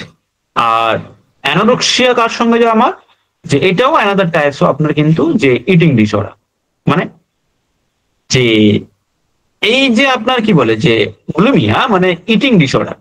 ইটিং ডিসঅর্ডার মানে কি, যে আপনি যে মোটা হয়ে যাবেন বলে খাচ্ছেন বেশি, আপনি খাওয়া দাওয়া কমিয়ে দিয়েছেন কারণ আপনি মোটা হয়ে যাবেন বলে। তো এই, হ্যাঁ, ব্লুমি অনেক টাইপের নার্ভাসের সঙ্গে যায়, একদমই তাই, যে এটা অ্যাকচুয়ালি নার্ভাসের সঙ্গে যায়, বাট মানে এই নার্ভাসটা আমাদের ইটিং এর ক্ষেত্রে প্রভাব ফেলে আর কি, ঠিক আছে। মানে এই নার্ভাসটা অ্যাকচুয়ালি ইনস্ট্রুমেন্ট হচ্ছে আপনার ইটিং, বাট এটাও এই নার্ভাস থেকে এখানে রিলেটেড হয় আর কি, ঠিক আছে। যে যেমন এই ধরছি আমি যে আপনার একটা অপশন ধরছি আমি যে যে কি বলে ইনসোমিনিয়া। ইনসোমিনিয়া মানে কি, যে ঘুম, ঠিক আছে, যে আপনার সারাদিন দেখবেন যে ঘুম ঘুম ভাব থাকে, আপনার শরীরে সবসময় ক্লান্তি ক্লান্তি ভাব থাকে, আপনি হঠাৎই রেগে যাচ্ছেন, খুব খিটখিটে একটা মেজাবে সাইবে, তাই না? এইগুলো হচ্ছে মানে আপনার কোনো জায়গায় অ্যাটেন্ড চিনতে পাচ্ছেন, তো এইগুলো হচ্ছে ইনসোমিনিয়া। আর এই যে আপনার অ্যান্ডোক্সিয়া, অ্যান্ডোক্সিয়া মানে কি, অ্যান্ডোক্সিয়া মানে হচ্ছে আপনার মধ্যে একটা ইটিং খাবারের মানে ওজন বেড়ে যায় বলে আপনি খাচ্ছেন না, এইরকম। আর এই বুলুমিয়া, বুলুমিয়া হচ্ছে একটা নার্ভাস, কিন্তু এটাও আপনার ইটিং এসে অনেক সময় যায় আর কি। ঠিক আছে, মানে কি, মানে খাবারের পর বমি বমি ভাব, খাবারের পর এই যে বমি বমি ভাব, যে সবসময় বেশি কিছু হলে ওষুধ খেয়ে নাও বেশি করে। তো এইগুলো হচ্ছে আপনার নার্ভাস সিস্টেম, কিন্তু আপনি বেশি বেশি করে কি করছেন এইগুলোতে, মানে এই খাবারের এফেক্টে আপনার প্রভাব পড়ছে। তার জন্য ব্লুমিয়া হচ্ছে কি আপনার যে নার্ভাস রিলেটেড, বাট ঠিক আছে, বাট বাট এটা কিন্তু আপনার ইটিং এর সঙ্গে one type of related. Clear? আচ্ছা, কোন ছাত্রের নম্বরে শতাংশ বিন্দু 85তম হলে কোনটি সঠিক? সে 85 নম্বর বেশি পেয়েছে, তার গড় নম্বর 85, 85% ছাত্র তার চেয়ে বেশি নম্বর পেয়েছে, 50 ছাত্র তার চেয়ে কম নম্বর পেয়েছে। 19।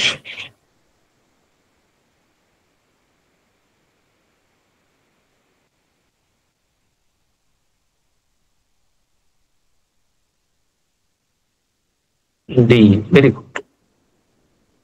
কি বলা হয় এটাকে? না, আপনার পার্সেন্টাইল, তাই তো, পার্সেন্টাইল।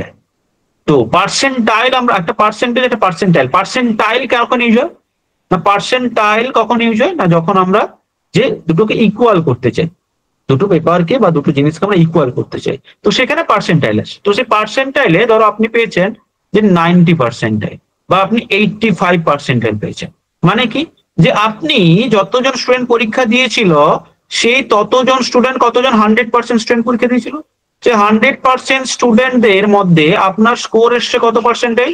85।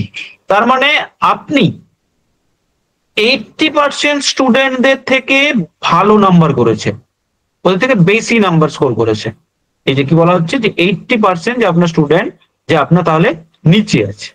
এই যে 25% তার চেয়ে বেশি নম্বর পেয়েছে, তার চেয়ে কম নাম্বার পেয়েছে, তাহলে কোনটা হবে? 19।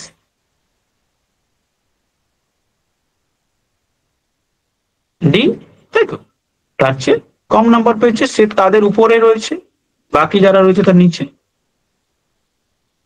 কোনটি পরামর্শদানের প্রকারভেদ নয়? Directive counselling, non directive counselling, mental, eclectic counselling.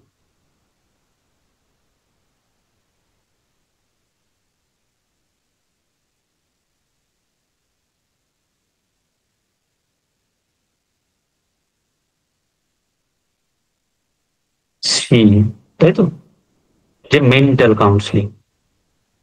তো এগুলো জানি আমরা কাউন্সিলিং এর টাইপস, যে আপনার directive counselling, non directive counselling, eclectic counselling. Directive counselling এর ফাউন্ডার কাকে বলা হয়? উইলিয়ামসনকে, তাই তো। আর নন ডাইরেক্টিভ কাউন্সিলিং এ রজার্স কে বলা হয়, তাই তো, আর একে থর্ন বলা হয়। এইটা থেকে আপনার বোথ ডাইরেক্টিভ আর নন ডাইরেক্টিভ কাউন্সিলিং এর মিক্সড বলা হয়, তাই না? ঠিক আছে, এগুলো খুব সহজ, তার এটা সবাই নাম্বার পাচ্ছে। 21 নম্বরটা কি, স্বাধীন ভারতের প্রথম শিক্ষামন্ত্রী কে ছিলেন? আচ্ছা, যতগুলো ইতিহাসের কোশ্চেন এসেছে দেখুন, আমি কিন্তু কোশ্চেনটা একবারও দেখিনি, আমি এক্ষুনি দেখলাম যতগুলো ইতিহাসের কোশ্চেন কিন্তু এসছে, সবগুলো আপনাদের পড়ানো হয়েছে, আমি পড়িয়েছি, একই না? যতগুলো ইতিহাসের কোশ্চেন পাচ্ছি সবগুলো কিন্তু পড়ানো হয়েছে, আমি এইমাত্র কোশ্চেনটা দেখলাম।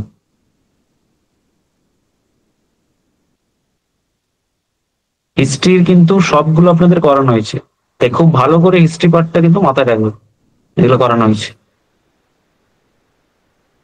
হ্যাঁ, এটাও পড়াতে পড়াতে বলে দিয়েছিলাম, স্বাধীন ভারতের প্রথম শিক্ষামন্ত্রী মৌলানা আবুল কালাম আজাদ। কখন পড়াতে কি বলেছিলাম, কোন কমিশন?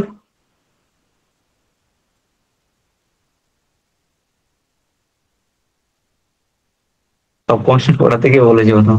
আচ্ছা, কত খ্রিস্টাব্দে এশিয়াটিক সোসাইটি স্থাপিত হয়? 22।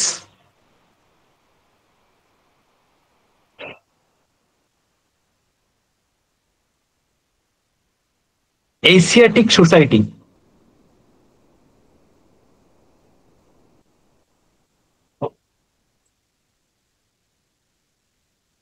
1755, 64, 1774, 1784, 1784। কে এশিয়াটিক সোসাইটি ফাউন্ডার কাকে বলা হয়? বলতে পারবেন এশিয়াটিক সোসাইটি ফাউন্ডার কাকে বলা হয়? স্যার কাকে? উইলিয়াম জোনসকে। বাহ, very good. Who is the founder of Asiatic society? William Jones. এটা কত সালে আছে? যে আপনার 15 জানুয়ারিতে আছে, জান, ঠিক আছে। যেটা ফাউন্ডার কে? Sir William Jones. Asiatic Society কোথায় স্থাপিত হয়? কোথায়? ক্যালকাটায়, তাই তো, যেটা বর্তমানে কলকাতা নাম হয়েছে, ঠিক আছে। যেটা কি হয় না, জাস্ট এর মাধ্যমে কি না, ওরিয়েন্টাল যে স্টাডিজ গুলো যেমন ইন্ডিয়ান হিস্ট্রি, আপনার লিটারেচার, ল্যাঙ্গুয়েজ, সায়েন্স, এইগুলোকে প্রমোট করা হয়, ঠিক আছে। এর মেন অবজেক্টিভ ছিল। কাউন্সিলিং এন্ড থেরাপি বইটা কার? 23 নম্বর।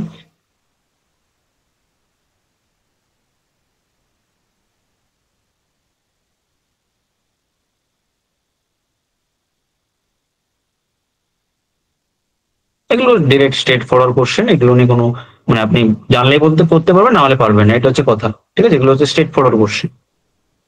B, Carl Rogers. Counselling and therapy বইটা লেখক কে? Curl Rogers. আচ্ছা, চর্চামূলক মহলা ও বিদেশীয় মহলা কথা দুটি মনোবিজ্ঞানের কোন ধারণার সঙ্গে যুক্ত? ঠিক বাংলা দিয়েছে। চর্চামূলক মহলা মানে হচ্ছে রিহার্সাল করা হয়, ঠিক আছে। যে আপনার সাইকোলজিক্যাল এমন, যেটা আপনি কি করতে পারেন, রিহার্সাল করতে পারেন, ঠিক আছে। রিহার্সাল আমরা কখন করি? কোনো কিছুকে কি করার জন্য? হম, মনে রাখার জন্য, তাই তো। আমরা কখন রিহার্সাল করি? যেটা আমরা মনে আছে সেই মতো করে করার চেষ্টা করি, মনে রাখার মতো। তো মনে রাখা মানে কি? মনে রাখার জন্য মানে কি? কার ব্যবহার করি আমরা? মনোযোগ, প্রেষণা, স্মৃতি, প্রত্যক্ষণ। Very good. মেমোরি, ঠিক আছে, স্মৃতি। স্মৃতিতে আমরা কি করি না, আমরা ইনফরমেশন গুলোকে মনে রাখার চেষ্টা করি। সেই স্মৃতি অনেকটা আছে, এর অনেকটা শর্ট টার্ম, লং টার্ম, তার আরো অনেক টাইপস আছে, ঠিক আছে। এর আবার স্টেপস আছে প্রপার, যে আমরা প্রথমে রিহার্সাল করি, প্রথমে আমরা রিহার্সাল করলাম, তারপর আছে প্রসেসিং ভালো করে হচ্ছে, তারপর আমরা লং টার্ম মেমোরিতে পাঠাই। আবার ঠিক এরকম সেটাও শর্ট টার্ম মেমোরিতে যায়। এরকম অনেক ভাগ আছে। স্মৃতি, কারেক্ট অ্যান্সার ইজ স্মৃতি। আচ্ছা, বিভাজিত মনোযোগের উদাহরণ কোনটি? 25।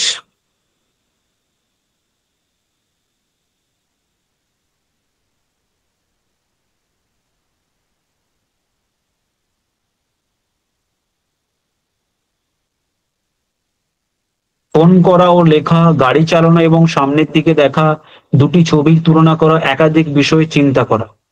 বিভাজিত মনোযোগের উদাহরণ। বিভাজিত মনে মানে কি? ডিভাইডেড, তাই তো। Divided attention. Divided attention. Divided attention মানে কি? যে আপনার অ্যাটেনশনটা কি হয়েছে, একটা জায়গায় ফোকাস আছে, তাই তো, হ্যাঁ কি না? আপনার মনোযোগটা একটা জায়গায় ফোকাস আছে, হ্যাঁ কি না? Yes or no? ডিভাইডেড মানে আপনার মনোযোগটা একটা জায়গায় আছে কি না? না, ভেরি গুড, নো। ডিভাইডেড মানে কি? ডিভাইডেড মানে কি? এই দুদিকে চলে গেছে, ডিভাইডেড মনোযোগ, তাই না? তো এই ডিভাইডেড মানে অনেক দিকে, এখানে আমাদের যে আমরা একটা সময়ে বা একটা জায়গায় অনেকগুলো টাস্ক করি, অনেকগুলো কাজ করার চেষ্টা করি, তাই তো। আমরা করি কি করি না? আপনি রান্না করছেন, তার সাথে সাথেও কি করছেন? ফোনে কথা বলছেন, ফোন ঘাটছেন, তাহলে আপনার মনোযোগটা কিন্তু দু জায়গায়। আপনি মায়ের সঙ্গে কথাও বলছেন, আবার এদিকে রান্নাও করছেন, ঠিক আছে। তার মানে আপনি একটা জায়গায় স্থির নয়, তাই না? আপনার মনোযোগটা কিন্তু দু জায়গায় ডিভাইড হয়ে গেছে। তো তাহলে কোনটা হবে এবার? অ্যান্সার কি হবে? 25। যারা এ বি সি ডি অনেকগুলো দিয়েছিল, ডি একাধিক বিষয়ে চিন্তা করো। 26 নম্বর কি হবে? নিচের কোনটি ম্যাক্স ওয়েবার সামাজিক স্তর বিন্যাসের ক্ষেত্রে প্রয়োগ করেনি? শিক্ষা, আয় এবং স্বাস্থ্য, রাজনৈতিক ক্ষমতা, সামাজিক সম্মান। আচ্ছা, কি বলেছে? Max weber. আচ্ছা, এখানে আপনার মতামত চাপিয়ে দেবেন না, ঠিক আছে। ম্যাক্স ওয়েবারে মতামত দেবেন, আপনার নয়। আমার মনে হলো এইটা হবে তাই আমি দিলাম, আপনার মতামত দিতে হবে না। আপনার মতামত আপনার এখানে যেমন হচ্ছে, কিন্তু ম্যাক্স ওয়েবার যে কথাটা বলেছেন সেটা দেবেন, সামাজিক স্তরবিন্যাস।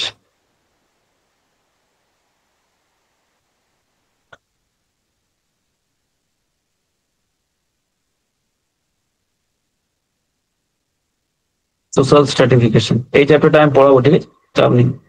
সোশ্যাল স্ট্র্যাটিফিকেশন মানে কি? সামাজিক স্তরবিন্যাস।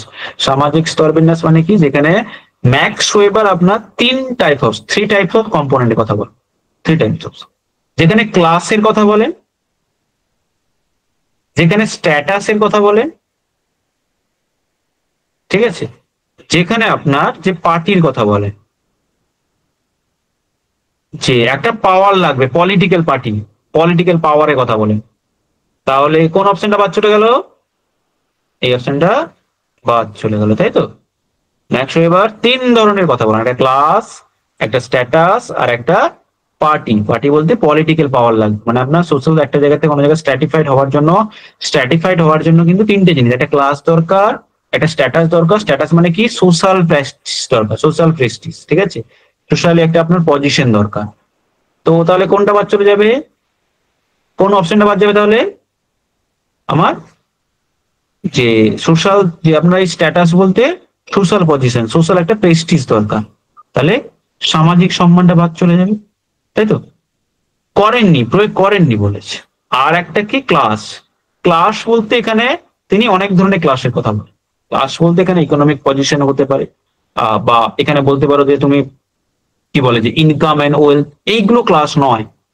ম্যাক্স ওয়েবার যে ক্লাসের কথা বলেন সেই ক্লাসটা কি বলতে পারবে? ও, আপনার তো নেই। কি হবে অ্যান্সার?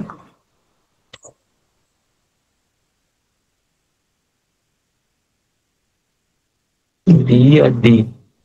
বি, আয় এবং স্বাস্থ্য, ক্লাস।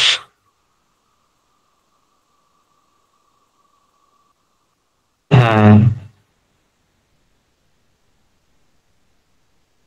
কারেক্ট অ্যান্সার তাহলে কি হলো? এই কারেক্ট অ্যান্সার কি হবে তাহলে 26-এ?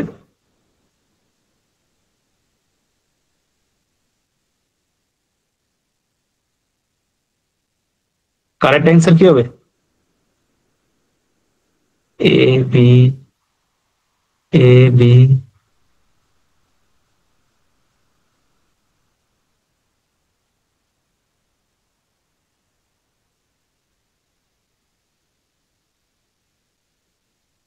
হুম, অ্যাকচুয়ালি অরিজিনালি ম্যাক্স ওয়েবার কিন্তু এই আপনার যে ক্লাস, সেই ক্লাসটা আপনার ইকোনমিক বেসড উপর দিয়েছেন, ঠিক আছে, যে কিন্তু স্বাস্থ্যের কথা কিন্তু তিনি উল্লেখ করেন, হেলথ, ওয়েলথের কথা বলেন, ওয়েলথ।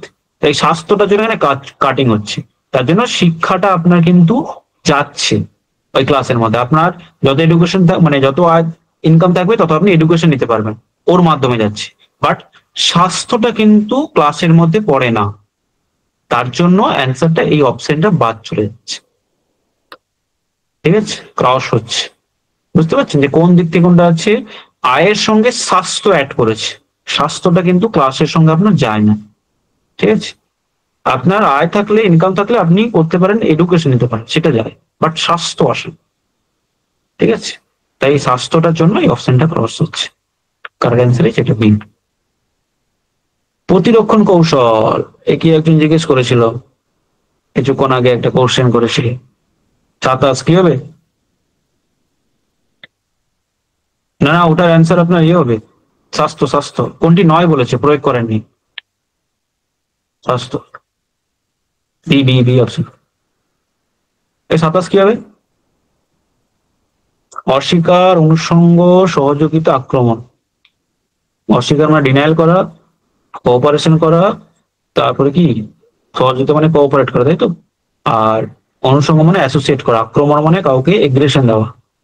তুই আমাকে একটা কথা জিজ্ঞেস করেছিল মানে একটু আগেই, যে কোশ্চেন করেছিল যে প্রতিরক্ষণ কৌশলের ভালো ইংলিশ কি? ডিফেন্স মেকানিজম, তাই তো।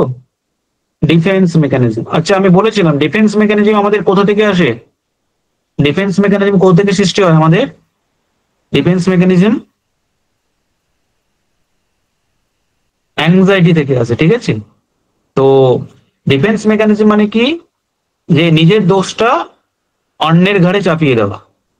ঠিক আছে, নিজের ঘরটা পড়ছো, পড়াশোনা করছো, মাকে বলেছো একটু চা দিয়ে দিতে, বেশ, টেবিলে পড়াশোনা করছো, মা তোমাকে এসে চাটা দিয়ে গেল, দিয়ে তোমার বললো পাশে আমি রাখছি দেখে নিবি, বলো হ্যাঁ পাশে রেখে দাও, বেশ, মা চলে গেল, বেশ, পড়তে পড়তে তোমার বা মোবাইল ঘাটতে ঘাটতে হাতে লেগে পড়ে গেল চাটা তোমার নিজের হাতে, তুমি দোষটা দিচ্ছ কাকে? মাকে। হ্যাঁ তুমি কেন এখানে রেখে দিয়ে গেলে চাটা, তাই না? তোমার জন্য পড়ে গেল, কিন্তু ফেললো কে? ফেললো তুমি বা আমি, দোষ দিলাম কাকে? মাকে। এইটাকে বলে ডিফেন্স মেকানিজম। ওই অ্যাংজাইটি, তুমি যে দোষটা করেছো, তুমি বুঝতে পারছো না কি করবে, এই দোষটাকে অন্যের ঘরে চাপিয়ে দিলে। তো এই যে কাজটা, তার জন্য আমরা কি করি, যে অনুষঙ্গ করি। অনুষঙ্গ মানে কি না, অ্যাসোসিয়েট করি, কোঅপারেট করার চেষ্টা করি, যে এগ্রেশন দেখায়, কিন্তু বাট এর মেন হচ্ছে কি আপনার, যে ডিনায়াল করা, অস্বীকার করা, তোমার ভুলটাকে তুমি অস্বীকার করা, যে তোমার ভুলটাকে তুমি অস্বীকার করছো। ঠিক আছে, তার জন্য ওইটা হচ্ছে মেন, অস্বীকার করা। সবচেয়ে বেশি মানসিক স্বাস্থ্য মেধায় ভোগে কারা? এগুলো হচ্ছে আপনার আন্ডারস্ট্যান্ডিং এর উপর কোশ্চেন 28। এটা আপনি দিন রাত পড়লেও হবে না, আপনার বেসিক আন্ডারস্ট্যান্ডিং।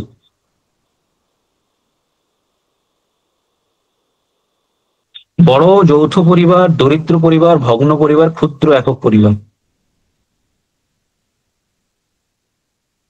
তাই তো? ব্রোকেন ফ্যামিলি যারা থাকে, যেমন সেপারেট হয়ে যায়, ডাইভোর্স হয়ে যায়, পেরেন্টস অ্যাবসেন্ট থাকে, তো তারা দেখবেন আপনারা, এই ভগ্ন পরিবারের ব্যক্তিরা, তারা বেশি মানসিক স্বাস্থ্যহীনতায় ভোগে, তাই না? তারা মেন্টাল যে ইলনেস, সেই মেন্টাল হেলথ ইলনেস থেকে ভোগে ভোগে আর যে তারা এই সমস্ত জন্য ব্রোকেন ফ্যামিলি। ঠিক আছে, তো কারো সাপোর্ট পায় না তারা, তারা স্ট্রেসে ভোগে সবসময়, তারা ইমোশনালি ইনস্টেবল হয়, স্টেবল থাকতে পারে না, ঠিক আছে, ভগ্ন হয়ে। 29 কি হবে? জীববিজ্ঞান পথটি সমস্তই সমান, কঠিন বা সহজ, তা নির্ভর করবে সবচেয়ে উপযুক্ত পদ্ধতি কোনটা। সবচেয়ে উপযুক্ত পদ্ধতি, পুনঃপরীক্ষণ, অর্ধ বিভাজন, অভ্যন্তরীণ সংগতি, কোনোটি নয়। 29।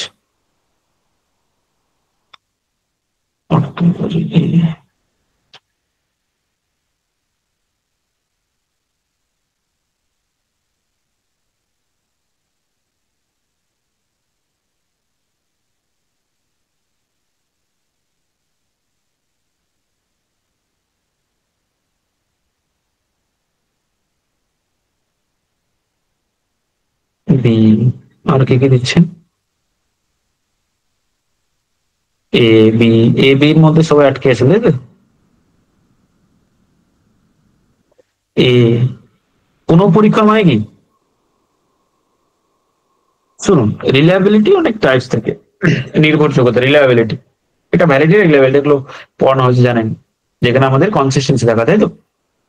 বললেও তার কনসিস্টেন্সি থাকতে হবে, স্টেবিলিটি থাকতে হবে। তো এর দুটো ভাগ,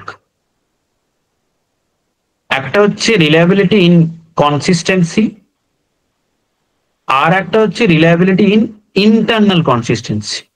দুটো ভাগ, একটা হচ্ছে রিলায়েবিলিটি কনসিস্টেন্সি, একটা রিলায়েবিলিটি ইন আপনার ইন্টারনাল কনসিস্টেন্সি দেখা হয়। ঠিক আছে, এর দুটো ভাগ, একটা হচ্ছে আপনার টেস্ট রিটেস্ট, আর একটা হচ্ছে আপনার প্যারালাল বা ইকুইভ্যালেন্ট ফর্ম। এর আবার তিনটে ভাগ, যেমন আপনার স্প্লিট হাফ, একটা কুদা রিচার্ডসন ফর্মুলা, এখানে কে আর 20 আর কে আর 21 ইউজ হয়, আর একটা হচ্ছে ক্রনবেক আলফা। ঠিক আছে, তো এই ভ্যালিড মানে আপনার রিলায়েবিলিটি বা নির্ভরযোগ্যতা, সেই নির্ভরযোগ্যতার অনেক ভাগ আছে। ঠিক আছে, রিলায়েবিলিটি কনসিস্টেন্সি থেকে দেখা হয় টেস্ট রিটেস্ট, আপনার প্যারালাল। টেস্ট রিটেস্ট মানে কি, আপনি আগে একবার টেস্ট নিয়েছেন, সেই একইটা আবার 5 মাস পর বা 10 দিন পর একই আবার টেস্ট নিচ্ছেন, একই ধরনের ইকুয়ালি। আবার প্যারালাল মানে সমান্তরাল ভাবে নেওয়া, আর স্প্লিট আপ মানে দুটো ভাগে ভাগ করে দেওয়া। এই এই এই রিলায়েবিলিটি ইন্টারনাল কনসিস্টেন্সিতে কি হয়, সেম টাইমে দেখা হয়। ঠিক আছে, স্প্লিট আপ যেটা আপনি অড ইভেন এইভাবে ভাগ করতে পারেন। তো এর অনেক ম্যাটার আছে এখানে। তো সেখানে এই যে সব থেকে বেশি আপনার যে কি বলে যে মোস্ট অ্যাপ্রোপ্রিয়েট মেথড যে রিলায়েবিলিটি ক্ষেত্রে যেখানে all the items are equally difficult থাকে, প্রত্যেকটা আইটেম আপনার ইকুয়ালি ডিফিকাল্ট থাকে, সেখানে আমরা এই KR20 ইউজ করি আর কি। ঠিক আছে, যেখানে আমরা কুদা রিচার্ডসন ফর্মুলা ইউজ করি KR20, যেখানে প্রত্যেকটা আইটেম ইকুয়ালি ডিফিকাল্ট থাকে। তো এখানে KR20টাকে দেওয়া আছে, KR20টা কিন্তু যে দেওয়া নেই, KR20টা কিন্তু দেওয়া নেই। যে ইন্টারনাল যে অভ্যন্তরীণ সংগতি এইটা দেওয়া আছে, বাট অরিজিনাল যে অ্যান্সারটা হচ্ছে KR20, এর কোনোটি নয় হচ্ছে মেইন অ্যান্সার হবে। ক্লিয়ার? এর মেইন অ্যান্সার হচ্ছে আপনার কোনোটি নয়, বাট এইটা পার্ট হচ্ছে ইন্টারনাল কনসিস্টেন্সি, তার জন্য সেটা দিচ্ছি, বাট কারেক্ট অ্যান্সার ইজ কোনোটি নয়, KR20 মধ্যে ওটা পড়ে আর কি। ঠিক আছে, যে সব বলে সমান কঠিন বা সহজ। আচ্ছা, ডিয়ারবন ফর্ম যে বোর অপেক্ষায় কি থাকে? 30 নম্বর। 10টি নকশা ও 16টি ঘনক, খাঁজ কাটা কাঠের পাটাতনে জ্যামিতিক নকশা, খাঁজ কাটা কাঠের পাটাতন ও 16টি ঘনক, 16টি জ্যামিতিক নকশা ও 16টি ঘনক। 30।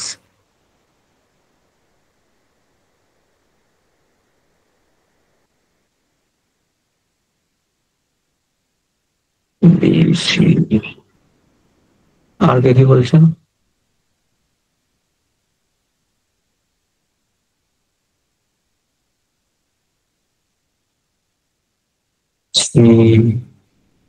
আর কারো কিছু মনে হচ্ছে না?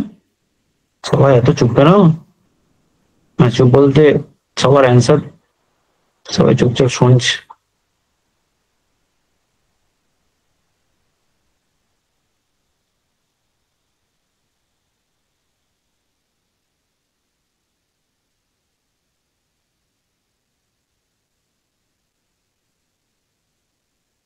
ঠিক আছে, এই যে ডিয়ারবন ফর্ম বোর্ড অপেক্ষায় আপনার যে কোনটা ইউজ হয় না, খাঁজ কাটা কাঠের প্যাটার্নে জ্যামিতিক নকশা রেডিউসার।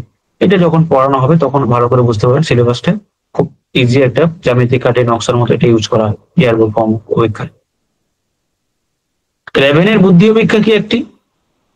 31।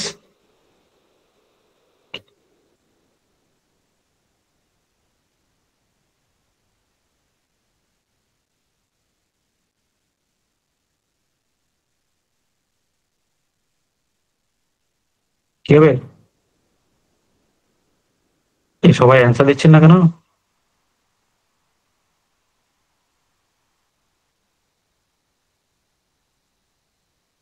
এটা হচ্ছে আপনার পার্সোনালিটি টেস্ট,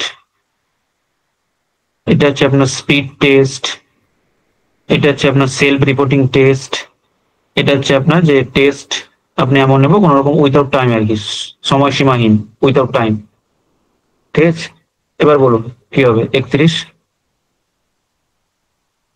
রেভেন্সে আমরা ভেরি গুড, পার্সোনাল টেস্টের ক্ষেত্রে ইউজ করি, তাই তো? পার্সোনাল টেস্টে একটা অভিজ্ঞতা ইউজ হয় রেভেন্সে ভর্তি। 32 কি হবে? স্বাভাবিক লেখচিত্রের শীর্ষবিন্দু যদি বন্টনটি ঠিক মধ্যবিত্ত অবস্থান না করে তবে সেই বন্টনটি কি বলা হয়?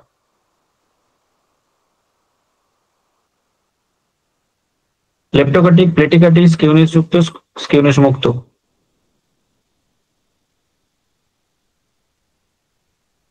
স্বাভাবিক লেখচিত্রের শীর্ষবিন্দু যদি বন্টনের ঠিক মধ্যবিন্দু অবস্থান না করে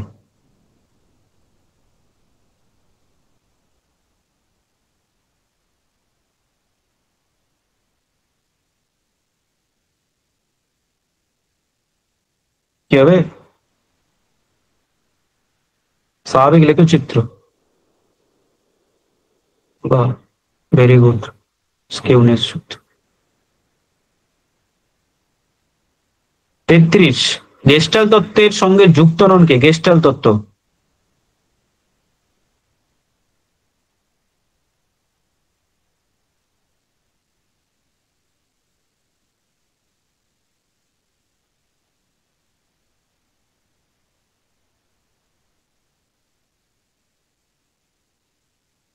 max Weber, Max Wertheimer, Kurt Koffka, কোহলার।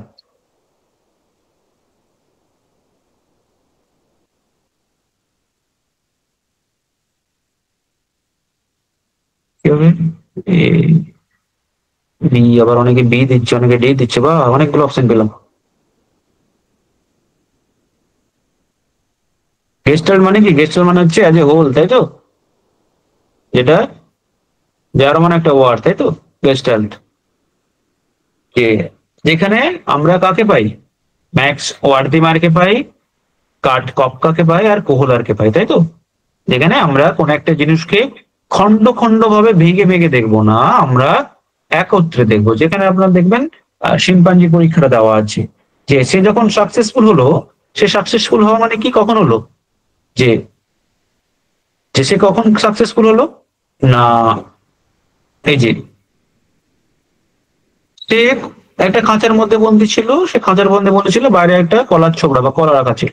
তো সেখানে তাকে এরকম ছোট ছোট দু তিনটে লাঠি রাখা ছিল। শিম্পাঞ্জিটা এখানে ছিল, তো শিম্পাঞ্জিটা এখানে ছিল। তো সেখানে সে কি করলো না, প্রথমে একটা লাঠি দিয়ে সেটাকে আনার চেষ্টা করলো, আনতে পারলো না। তারপর আরেকটা লাঠি দিয়ে আনার চেষ্টা করলো, তারপর তবে একটা সময় পর সে দেখলো দুটো একসঙ্গে জোড়া দিয়ে ওইটাকে আনতে সক্ষম হলো। তো এখানে মানে কি, সে অ্যাজ এ হোল, মানে আমরা সবসময় আমাদের বলা হচ্ছে অ্যাকর্ডিং টু গেস্টাল, আমাদের সাকসেসের পেছনে আমরা খন্ড খন্ড ভাবে ভাগে না দেখে, আমরা যে অর্গানাইজড ভাবে কোনো কিছুকে ম্যানেজ করার চেষ্টা করছি, বা কমপ্লিটলি কোনো কিছুকে আমরা অ্যাজ এ ইনসাইটলি দেখার চেষ্টা করি, তাহলে তখনই কিন্তু আমরা সাকসেসফুল হবো। তার জন্য গেস্টাল তত্ত্বের সঙ্গে যুক্ত নন বলেছে। যুক্ত নন কে? Correct answer is Max Wertheimer বা ওয়েবার। Max Weber. ওয়ার্থি মানে তো হবেই, কপকা তো হবেই, কোলার। Max weber. 34, মধ্যযুগের ইসলামিক শিক্ষা ব্যবস্থার প্রধান বৈশিষ্ট্য কি ছিল? প্রধান।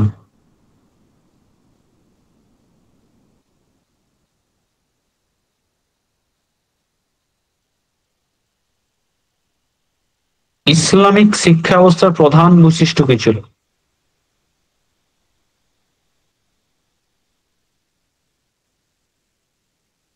যেখানে কি কোরআন হাদিস এইগুলো পড়ানো হতো, তাই তো? বেসিক্যালি বেশি গুরুত্ব দেওয়া হতো। যেখানে কোরআনটাকে একটা কি বলা হতো, যে প্রাইমারি টেক্সট থাকবে সব জায়গায়, তাই না? যে মেমোরাইজের জন্য আমরা কোরআন পড়াতে হবে, রিলিজিয়াস ডিসিপ্লিন শেখাতে হবে, যেখানে আপনার যে তাফসীর থাকবে, হাদিস থাকবে, ফিক থাকবে, আদিক থাকবে, এগুলো থাকবে, তাই না? আরবিক বিভিন্ন গ্রামার শেখাতে হবে। তো এইগুলো হচ্ছে কি, তার মানে কি শেখানো, বেসিক যে প্রধান বৈশিষ্ট্য ছিল, ধর্মীয় ভিত্তিতে শিক্ষা মেইন পার্ট ছিল, ঠিক আছে? যেখানে মক্তব মাদ্রাসা ছিল। তো মক্তব মূলত কোন ধরনের শিক্ষা প্রতিষ্ঠান? মক্তব, যেখানে দুটো শিক্ষা প্রতিষ্ঠান ছিল, মক্তব আর মাদ্রাসা। মক্তব হচ্ছে আপনার প্রাইমারি, আর মাদ্রাসাটা হচ্ছে আপনার কার জন্য? হায়ার এডুকেশনের জন্য, তাই না? তার জন্য এই মক্তব এন্ড মাদ্রাস, এটা একটু ভালো করে মাথায় রাখবেন, যে একটা হচ্ছে প্রাইমারি এডুকেশনের জন্য, একটা হায়ার এডুকেশনের জন্য, ঠিক আছে? তো বেসিক বৈশিষ্ট্য ছিল কি, যে ধর্মীয় ভিত্তিতে শিক্ষাদানটা প্রোভাইড করা। নেক্সট কোশ্চেন, বিনয় সাইমন বুদ্ধির অপেক্ষা মানসিক বয়সের ধারণাটা যুক্ত হয়। এগুলো হচ্ছে স্ট্রেট ফরওয়ার্ড কোশ্চেন, এগুলো আপনাকে ওই মেমোরিতে মনে রাখতে হবে, ঠিক আছে? এর কোন রকম আপনাকে যে কি বলে বেশি বুঝতে হবে এমনটা নয়, এগুলো হচ্ছে মনে রাখতে হবে এই জিনিসগুলো। এগুলো থেকে এরকমও এবারে অনেক কোশ্চেন পাবেন, ঠিক আছে? এরকম স্ট্রেট ফরওয়ার্ড কোশ্চেন ভালো করে সবগুলো দেখবেন, এবারে এরকম স্ট্রেট ফরওয়ার্ড কোশ্চেন অনেকই পাবেন। বিনয় সাইমন টেস্ট, মানসিক বয়সের ধারণাটি কবে আসে? বিনয় সাইমন 1908, ঠিক আছে? Correct answer 1908। 36 নম্বর কি হবে? অন্তর্মুখিতা বহুর্মুখী বিভাজন ব্যক্তিদের ক্ষেত্রে কি প্রথম দেন?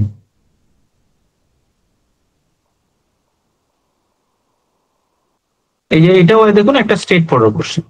এইগুলোতে মানে আপনাকে যত বেশি মনে রাখতে পারে তত আপনাদেরই ভালো, এই জিনিসগুলো। এই যে ইন্ট্রোভার্ট আর এক্সট্রোভার্ট, তাই তো? ইন্ট্রোভার্ট আর এক্সট্রোভার্ট, তাই না? ইন্ট্রোভার্সন আর এক্সট্রোভার্সন, খুব সহজ।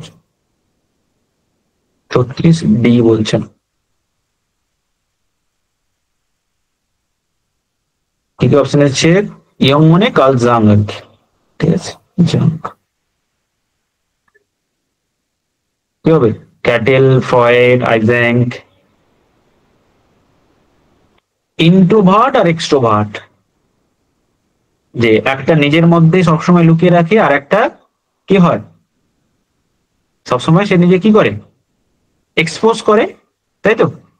না নিজের মধ্যে লুকিয়ে রাখে, সবসময় সে এক্সপোজ করে। দুজন ব্যক্তি, একটা রামকে বলা হচ্ছে আপনার ইন্ট্রোভার্ট, আর রোহিতকে বলা হচ্ছে এক্সট্রোভার্ট। মানে কি, এই কার্ল জাং বা ইয়ং বাংলায় বললে এই রাম আর রোহিতের একটা কনসেপ্ট আছে, উনি দেননি আমি বলছি, যেখানে কি ইন্ট্রোভার্ট, যেখানে সবসময় সে শান্ত থাকে, সে একটা পিসফুল ব্যক্তি, সবসময় নিজে থাকতে পছন্দ করে, অ্যালোন, ঠিক আছে? সবসময় সে নিজেই সব নিজের কাজ করবে, নিজেই নিজের মতো থাকে, নিজেই নিজের জগতে লুকিয়ে থাকে। আর একটা হচ্ছে কি, এক ব্যক্তি সে সারাদিন এদিক সেদিক ঘুরে বেড়ায়, সারা দিন সে তার যত পাড়ার বন্ধু আছে, পাড়ার আত্মীয় আছে, সবার সঙ্গে সে ঘুরে বেড়ায়, ঠিক আছে? কি থার্ডটা ইয়ং এ না পড়ে অ্যাড করা হয়েছে, বুঝলাম না।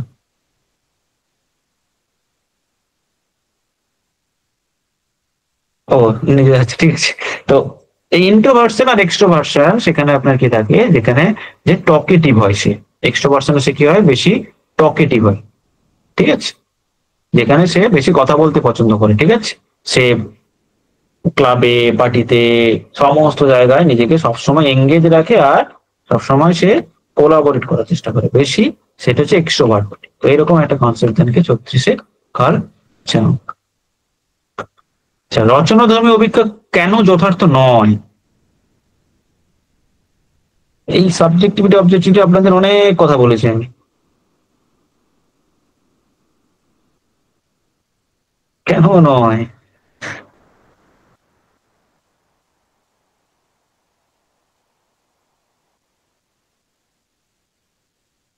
এই যে আপনারা পরীক্ষা দিতে দেবেন, আপনারা কি পরীক্ষা দেবেন, এসে টাইপ, কোন টাইপের কোশ্চেন পরীক্ষা দেবেন, এসে টাইপ না অবজেক্টিভ?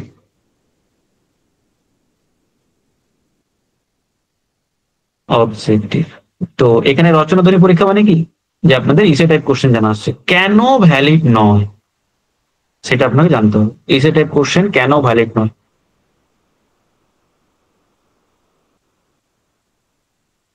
সব থেকে বেশি অ্যাপ্রোপ্রিয়েট কি দিয়েছেন?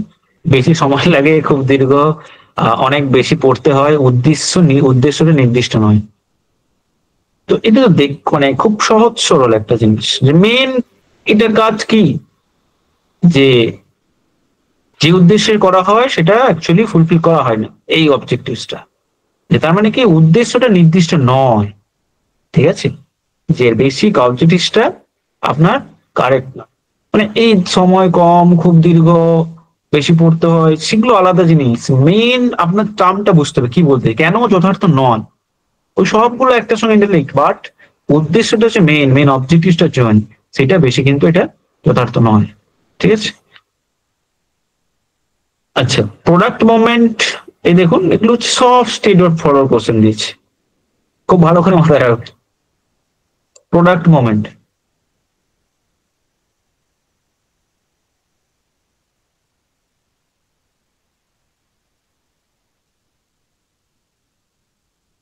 আর স্পিয়ারম্যানের কি পাই আমরা?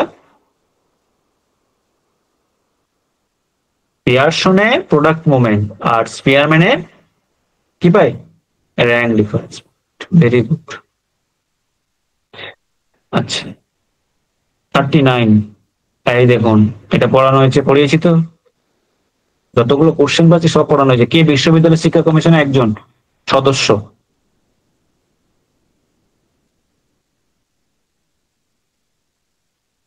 কে ছিল?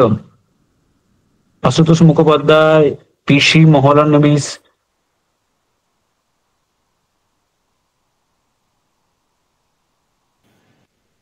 কি হবে?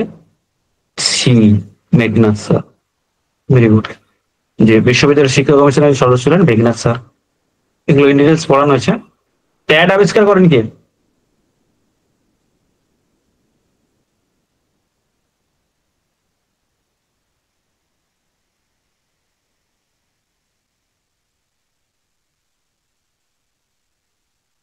হ্যাঁ, ট্যাটের ফুল ফর্ম বলতে পারবেন? ট্যাটের ফুল ফর্ম বলতে পারবেন?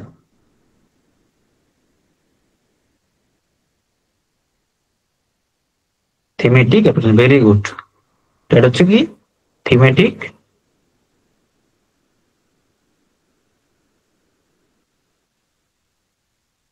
অ্যাপারসেপশন টেস্ট। ঠিক আছে, এটা কে দেন না বেসিক্যালি মর্গান আর মারে।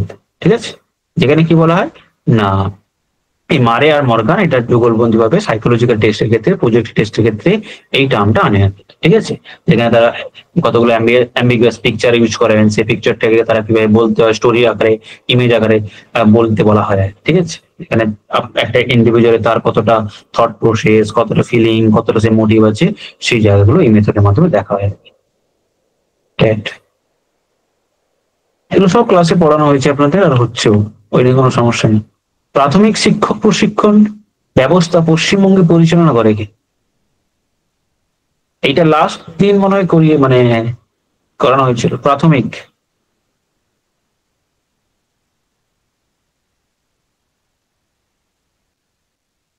West Bengal primary teachers training conduct করে কারা? যে কলকাতা বিশ্ববিদ্যালয়, প্রাথমিক শিক্ষা পর্ষদ, শিক্ষা দপ্তর রাজ্য সরকার, আর যে এনসিটি। না পড়াশোনা করলেও এটা বলতে পারবেন, তাই তো?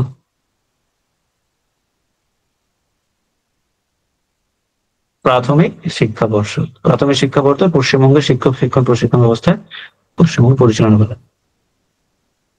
আচ্ছা, উপনয়ন কি? উপনয়ন,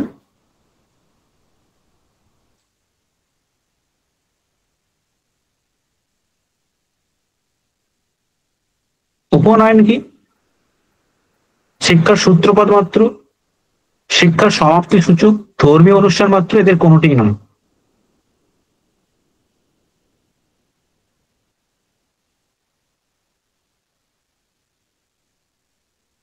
কি হবে?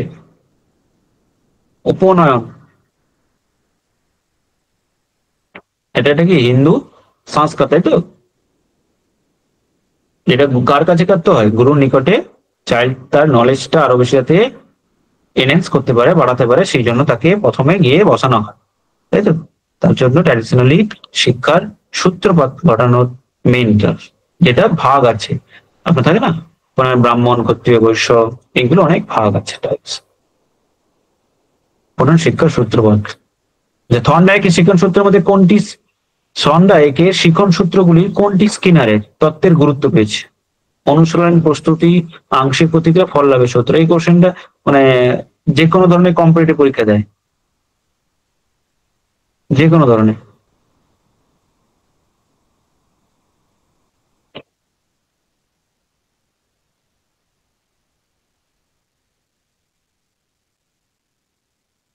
ল অফ এফেক্ট, ফল লাভ।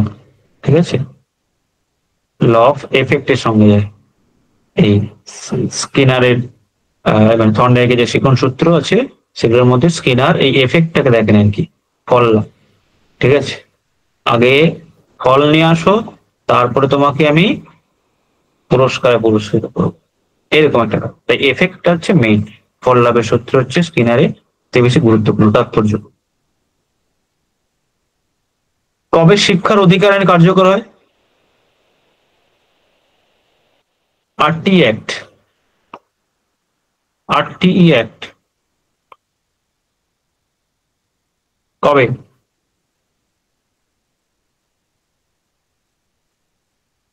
কার্যকর হয়,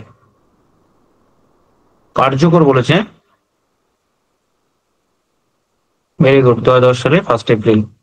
ঠিক আছে, 2010 সালে 1 এপ্রিল কবে শিক্ষা আইন কার্যকর হয়? প্রবলন প্রাথমিকভাবে কয় প্রকার?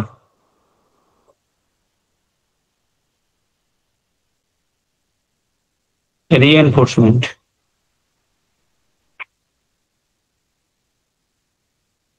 রিএনফোর্সমেন্ট কয় প্রকার?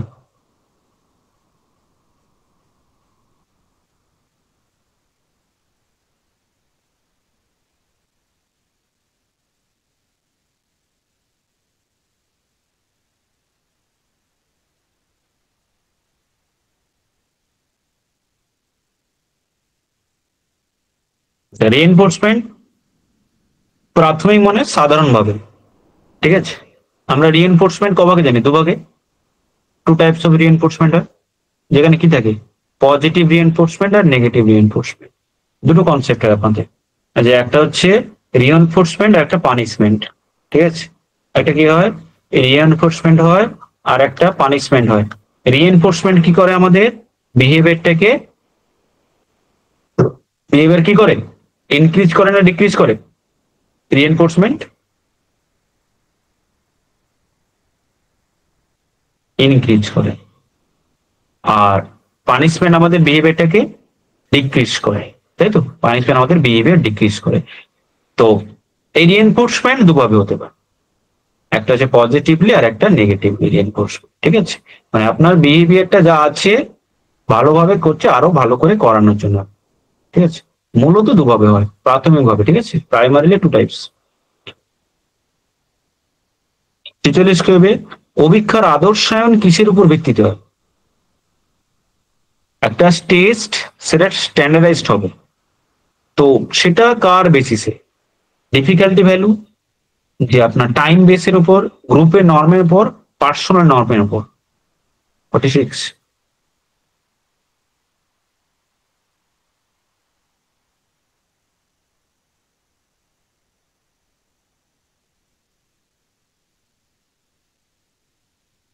বেসিক, যে basis of standardisation of test, অভিক্ষার আদর্শায়ন কিসের ভিত্তিতে হয়? কাঠিন্যের মান, সময় নির্ভর সম্পাদন মানে টাইম বেসড পারফরমেন্স, তারপর হচ্ছে group norm, difficulty value, personal value. কি বলছেন? C, group norm.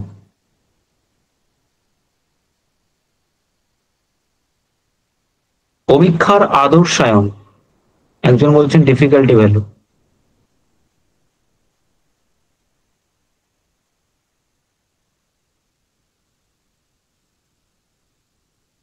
একজন বলছেন যে সময় নির্ভর। একটা টেস্ট স্ট্যান্ডার্ডাইজড সবসময় হয় ডিফিকাল্টি ভ্যালু দেখে, ঠিক আছে? এইগুলো হচ্ছে সেই আনকমন কথা, দলগত আদর্শ, ব্যক্তিগত আদর্শ। টেস্ট সবসময় ডিফিকাল্টি ভ্যালু কেমন তার উপর তার স্ট্যান্ডার্ড ডিপেন্ড করে, ঠিক আছে? স্ট্যান্ডার্ডাইজ টেস্ট ডিপেন্ড করে ডিফিকাল্টি ভ্যালু কতটা। তো এইগুলো যেখান থেকে আপনার অ্যান্সার জেনেছেন, কোথা থেকে জানি না। 47, ডি উপাদান তত্ত্বের কোনটি প্রচলিত বুদ্ধি অভিক্ষায় প্রয়োগ করা হয়? প্রচলিত বুদ্ধি, প্রচলিত।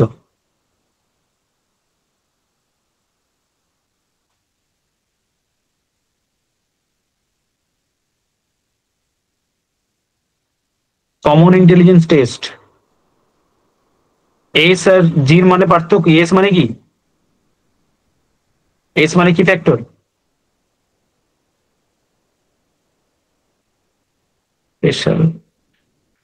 আর জি মানে একটা স্পেসিফিক ফ্যাক্টর আর একটা জেনারেল ফ্যাক্টর। তো প্রচলিত, কমন, কমন মানে কি? কমন কার সঙ্গে যায়? কমন কথাটা জেনারেলের সঙ্গে যায়, জি ফ্যাক্টর, তাই না?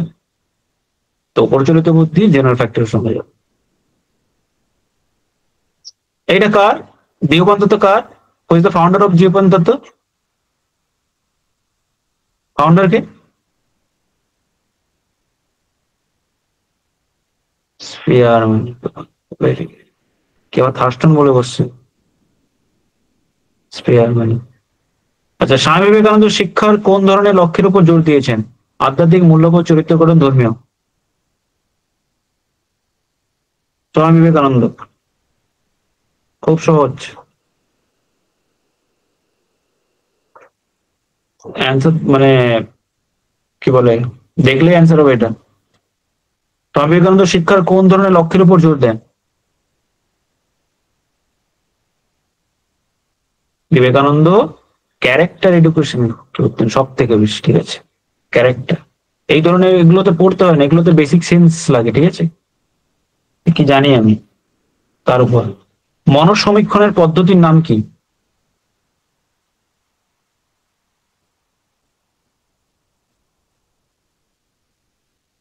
49, সাইকো অ্যানালিসিস। সাইকো অ্যানালিসিস, তার নাম কি? অবাধ অনুষঙ্গ, অবাধ মানে হচ্ছে ফ্রি অ্যাসোসিয়েশন করা। তারপর হচ্ছে আপনার যে স্বপ্ন বিশেষণ মানে ড্রিম অ্যানালাইসিস। একটা হচ্ছে আপনার ক্রীড়া মানে হচ্ছে প্লে থেরাপি। আর মনোপরাদর্শ মানে কি সাইকো কাউন্সিলিং। তো কোনটা হবে?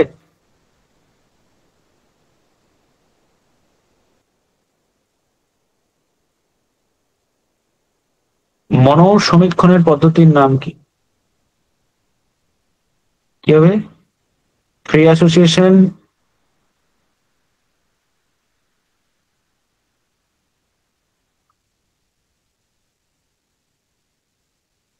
আর কে কি বলছেন?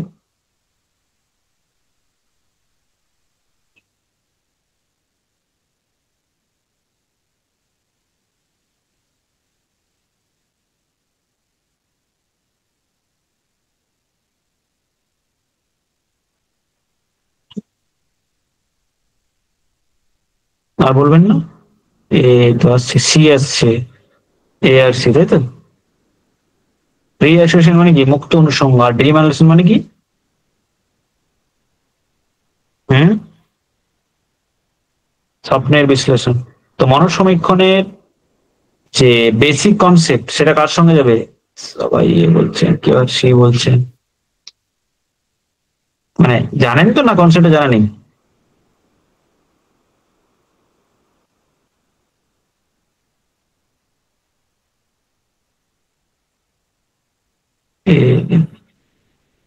অ্যান্সার ফ্রি অ্যাসোসিয়েশন দেওয়া হচ্ছে, ঠিক আছে। মুক্ত অনুষঙ্গ যে, বাট আমাদের অবচেতন মনকে জানার একটা বেসিক উপায় হচ্ছে, ঠিক আছে। এগুলো হচ্ছে মানে এই দুটো পদ্ধতি হচ্ছে আমাদের যে অবচেতন মনকে জানা আর কি। তো সেক্ষেত্রে ফ্রি অ্যাসোসিয়েশন মানে হচ্ছে যে সচেতন অবস্থায়, ঠিক আছে। যে আর ড্রিম মানে হচ্ছে অবচেতন মনের যে বেসিক স্বপ্নে থাকা সেগুলোকে বেশি করে প্রকাশ করা আর কি। তো ফ্রি অ্যাসোসিয়েশন অ্যান্সার দিয়েছি। মনসংখ্যা বেশি গাইড করছি না। পরিমাপ প্রক্রিয়ার প্রকৃত উদ্দেশ্য কি? এটা খুব সহজ, 50, 50। পরিমাপ প্রক্রিয়ার বেসিক উদ্দেশ্য পরিমাপ। পরিমাপ করার কারণ কি বা বেসিক অবজেক্টিভস কি? সুনির্দিষ্ট তথ্য সংগ্রহ করা, ছোট বড় বিচার করা, কম বেশি বিচার করা, স্কেল তৈরি করা। কোনগুলো অপশন তো মানে অপশন গুলো দেখলে হয়ে যাবে তো এটা মনে, তাই তো? সুনির্দিষ্ট তথ্য সংগ্রহ করা, কারেক্ট অ্যান্সার। এটা ছোট বড় কম বেশি স্কেল তৈরি এগুলো পরিমাপ নয়, সুনির্দিষ্ট তথ্য সংগ্রহ করা। কতটা জানে সেটা জানা। টেলিভিশন সবচেয়ে শক্তিশালী গণমাধ্যম কেন? বা ভালো কোশ্চেন। কি দিয়েছে? টেলিভিশন প্রোগ্রাম 24 ঘন্টা সচল থাকে। টেলিভিশন প্রোগ্রাম শতকরা 100 ভাগ লোক দেখে। রঙিন ও আকর্ষণীয় প্রোগ্রাম। টেলিভিশন সবচেয়ে বিশ্বাসযোগ্য প্রত্যক্ষযোগ্য উপস্থাপনা হয়। এবার বলুন। 51। টেলিভিশন।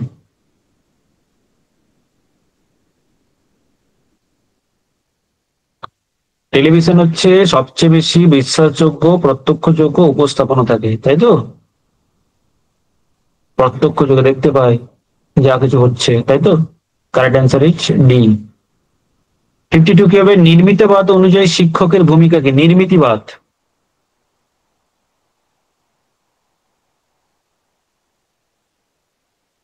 নির্মিতিবাদ একজন টিচার, টিচারের রোল কি হবে? কনস্ট্রাকটিভিজম, তাই তো? নির্মিতিবাদ মানে কনস্ট্রাকটিভিজম অনুযায়ী শিক্ষকের রোল কি হবে? যে তিনি প্রপার ডিসিপ্লিন মেনটেন করবেন, তিনি তোমার যে কিভাবে কমিউনিকেশন করতে হয় সেটা তিনি বলবেন, তিনি অবজারভার বা গাইড হিসেবে থাকবেন, তিনি একজন কি বলে যে অডিও ভিজুয়াল এইডস ব্যবহার করে টিচিং দেবেন। কোনটা হবে? 52 সি। তিনি একজন পর্যবেক্ষক এবং নির্দেশক হবেন, তাই তো? কনস্ট্রাকটিভিজম টিচারের রোল হচ্ছে তাকে সাপোর্ট দেওয়া, তাকে গাইড করা, জাস্ট পাশে থেকে অবজারভার এবং নির্দেশক। সোশ্যালাইজেশন, তাই তো? সামাজিকরণ মানে এই সোশ্যালাইজেশন কথাটির প্রকৃত অর্থ কি? সোশ্যালাইজেশন কথাটার প্রকৃত অর্থ কি? সমাজের মতে নিজের মত তৈরি করা, সমাজের রীতিনীতি আত্মস্থ করা, সমাজের রীতিনীতি আত্মস্থ করে তার ভালো মন্দ সময় সচেতন হওয়া, সার্থক সামাজিক জীবনযাপনের জন্য প্রস্তুত হওয়া, সামাজিকরণ, সোশ্যালাইজেশন।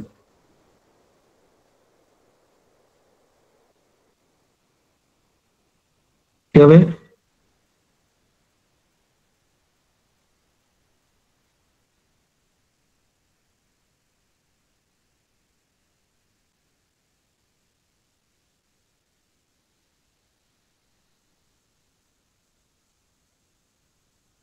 সি ডি,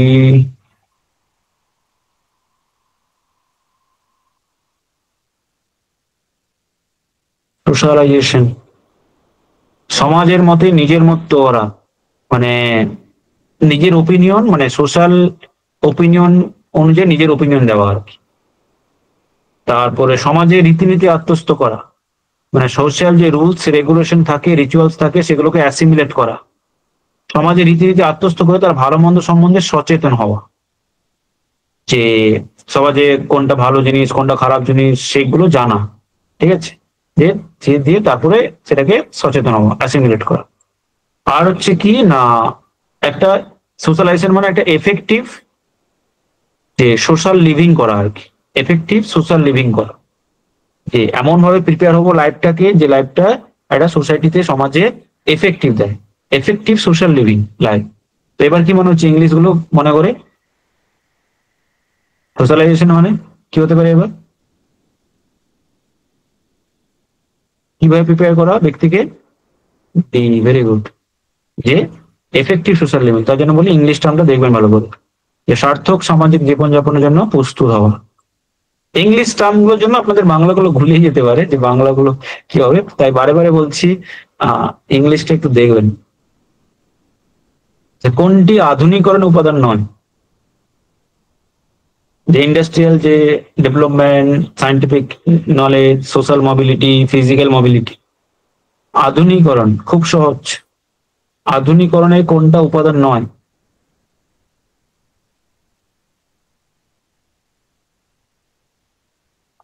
শিল্পের উন্নতি, বিজ্ঞানসম্মত জ্ঞান, সামাজিক সচলতা, দৈহিক সচলতা। কি বলছেন? ডি।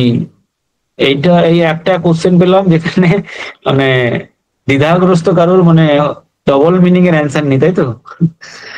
সবাই ডি দিচ্ছেন, দৈহিক সচলতা। এটা আধুনিকরণ। আপনি কি বলে, দৈহিক সচলতা, ফিজিক্যাল মোবিলিটি কখনো আধুনিকরণ হতে পারে। আচ্ছা, প্রতিবন্ধী শিক্ষার প্রসঙ্গটি কোন দলিলে সর্বপ্রথম বিশেষ গুরুত্ব পায়? বিশেষ, মাথায় রাখবেন, বিশেষ গুরুত্ব কোথায় পায়, মানে স্পেশালি এমফাসাইজড করা হয় ওর উপর।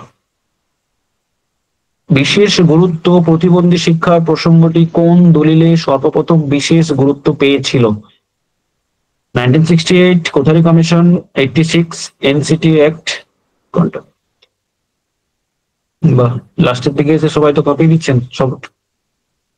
অ্যাপ্রোপ্রিয়েট অ্যান্সার, যে প্রতিবন্ধী শিক্ষার প্রসঙ্গটি কোন দলিলে সর্বপ্রথম বিশেষ গুরুত্ব পায়, এটা মাথায় রাখবেন যে কি বলেছে, স্পেশালি ইম্পর্টেন্স দেওয়া হয়েছে কোন দলিলে।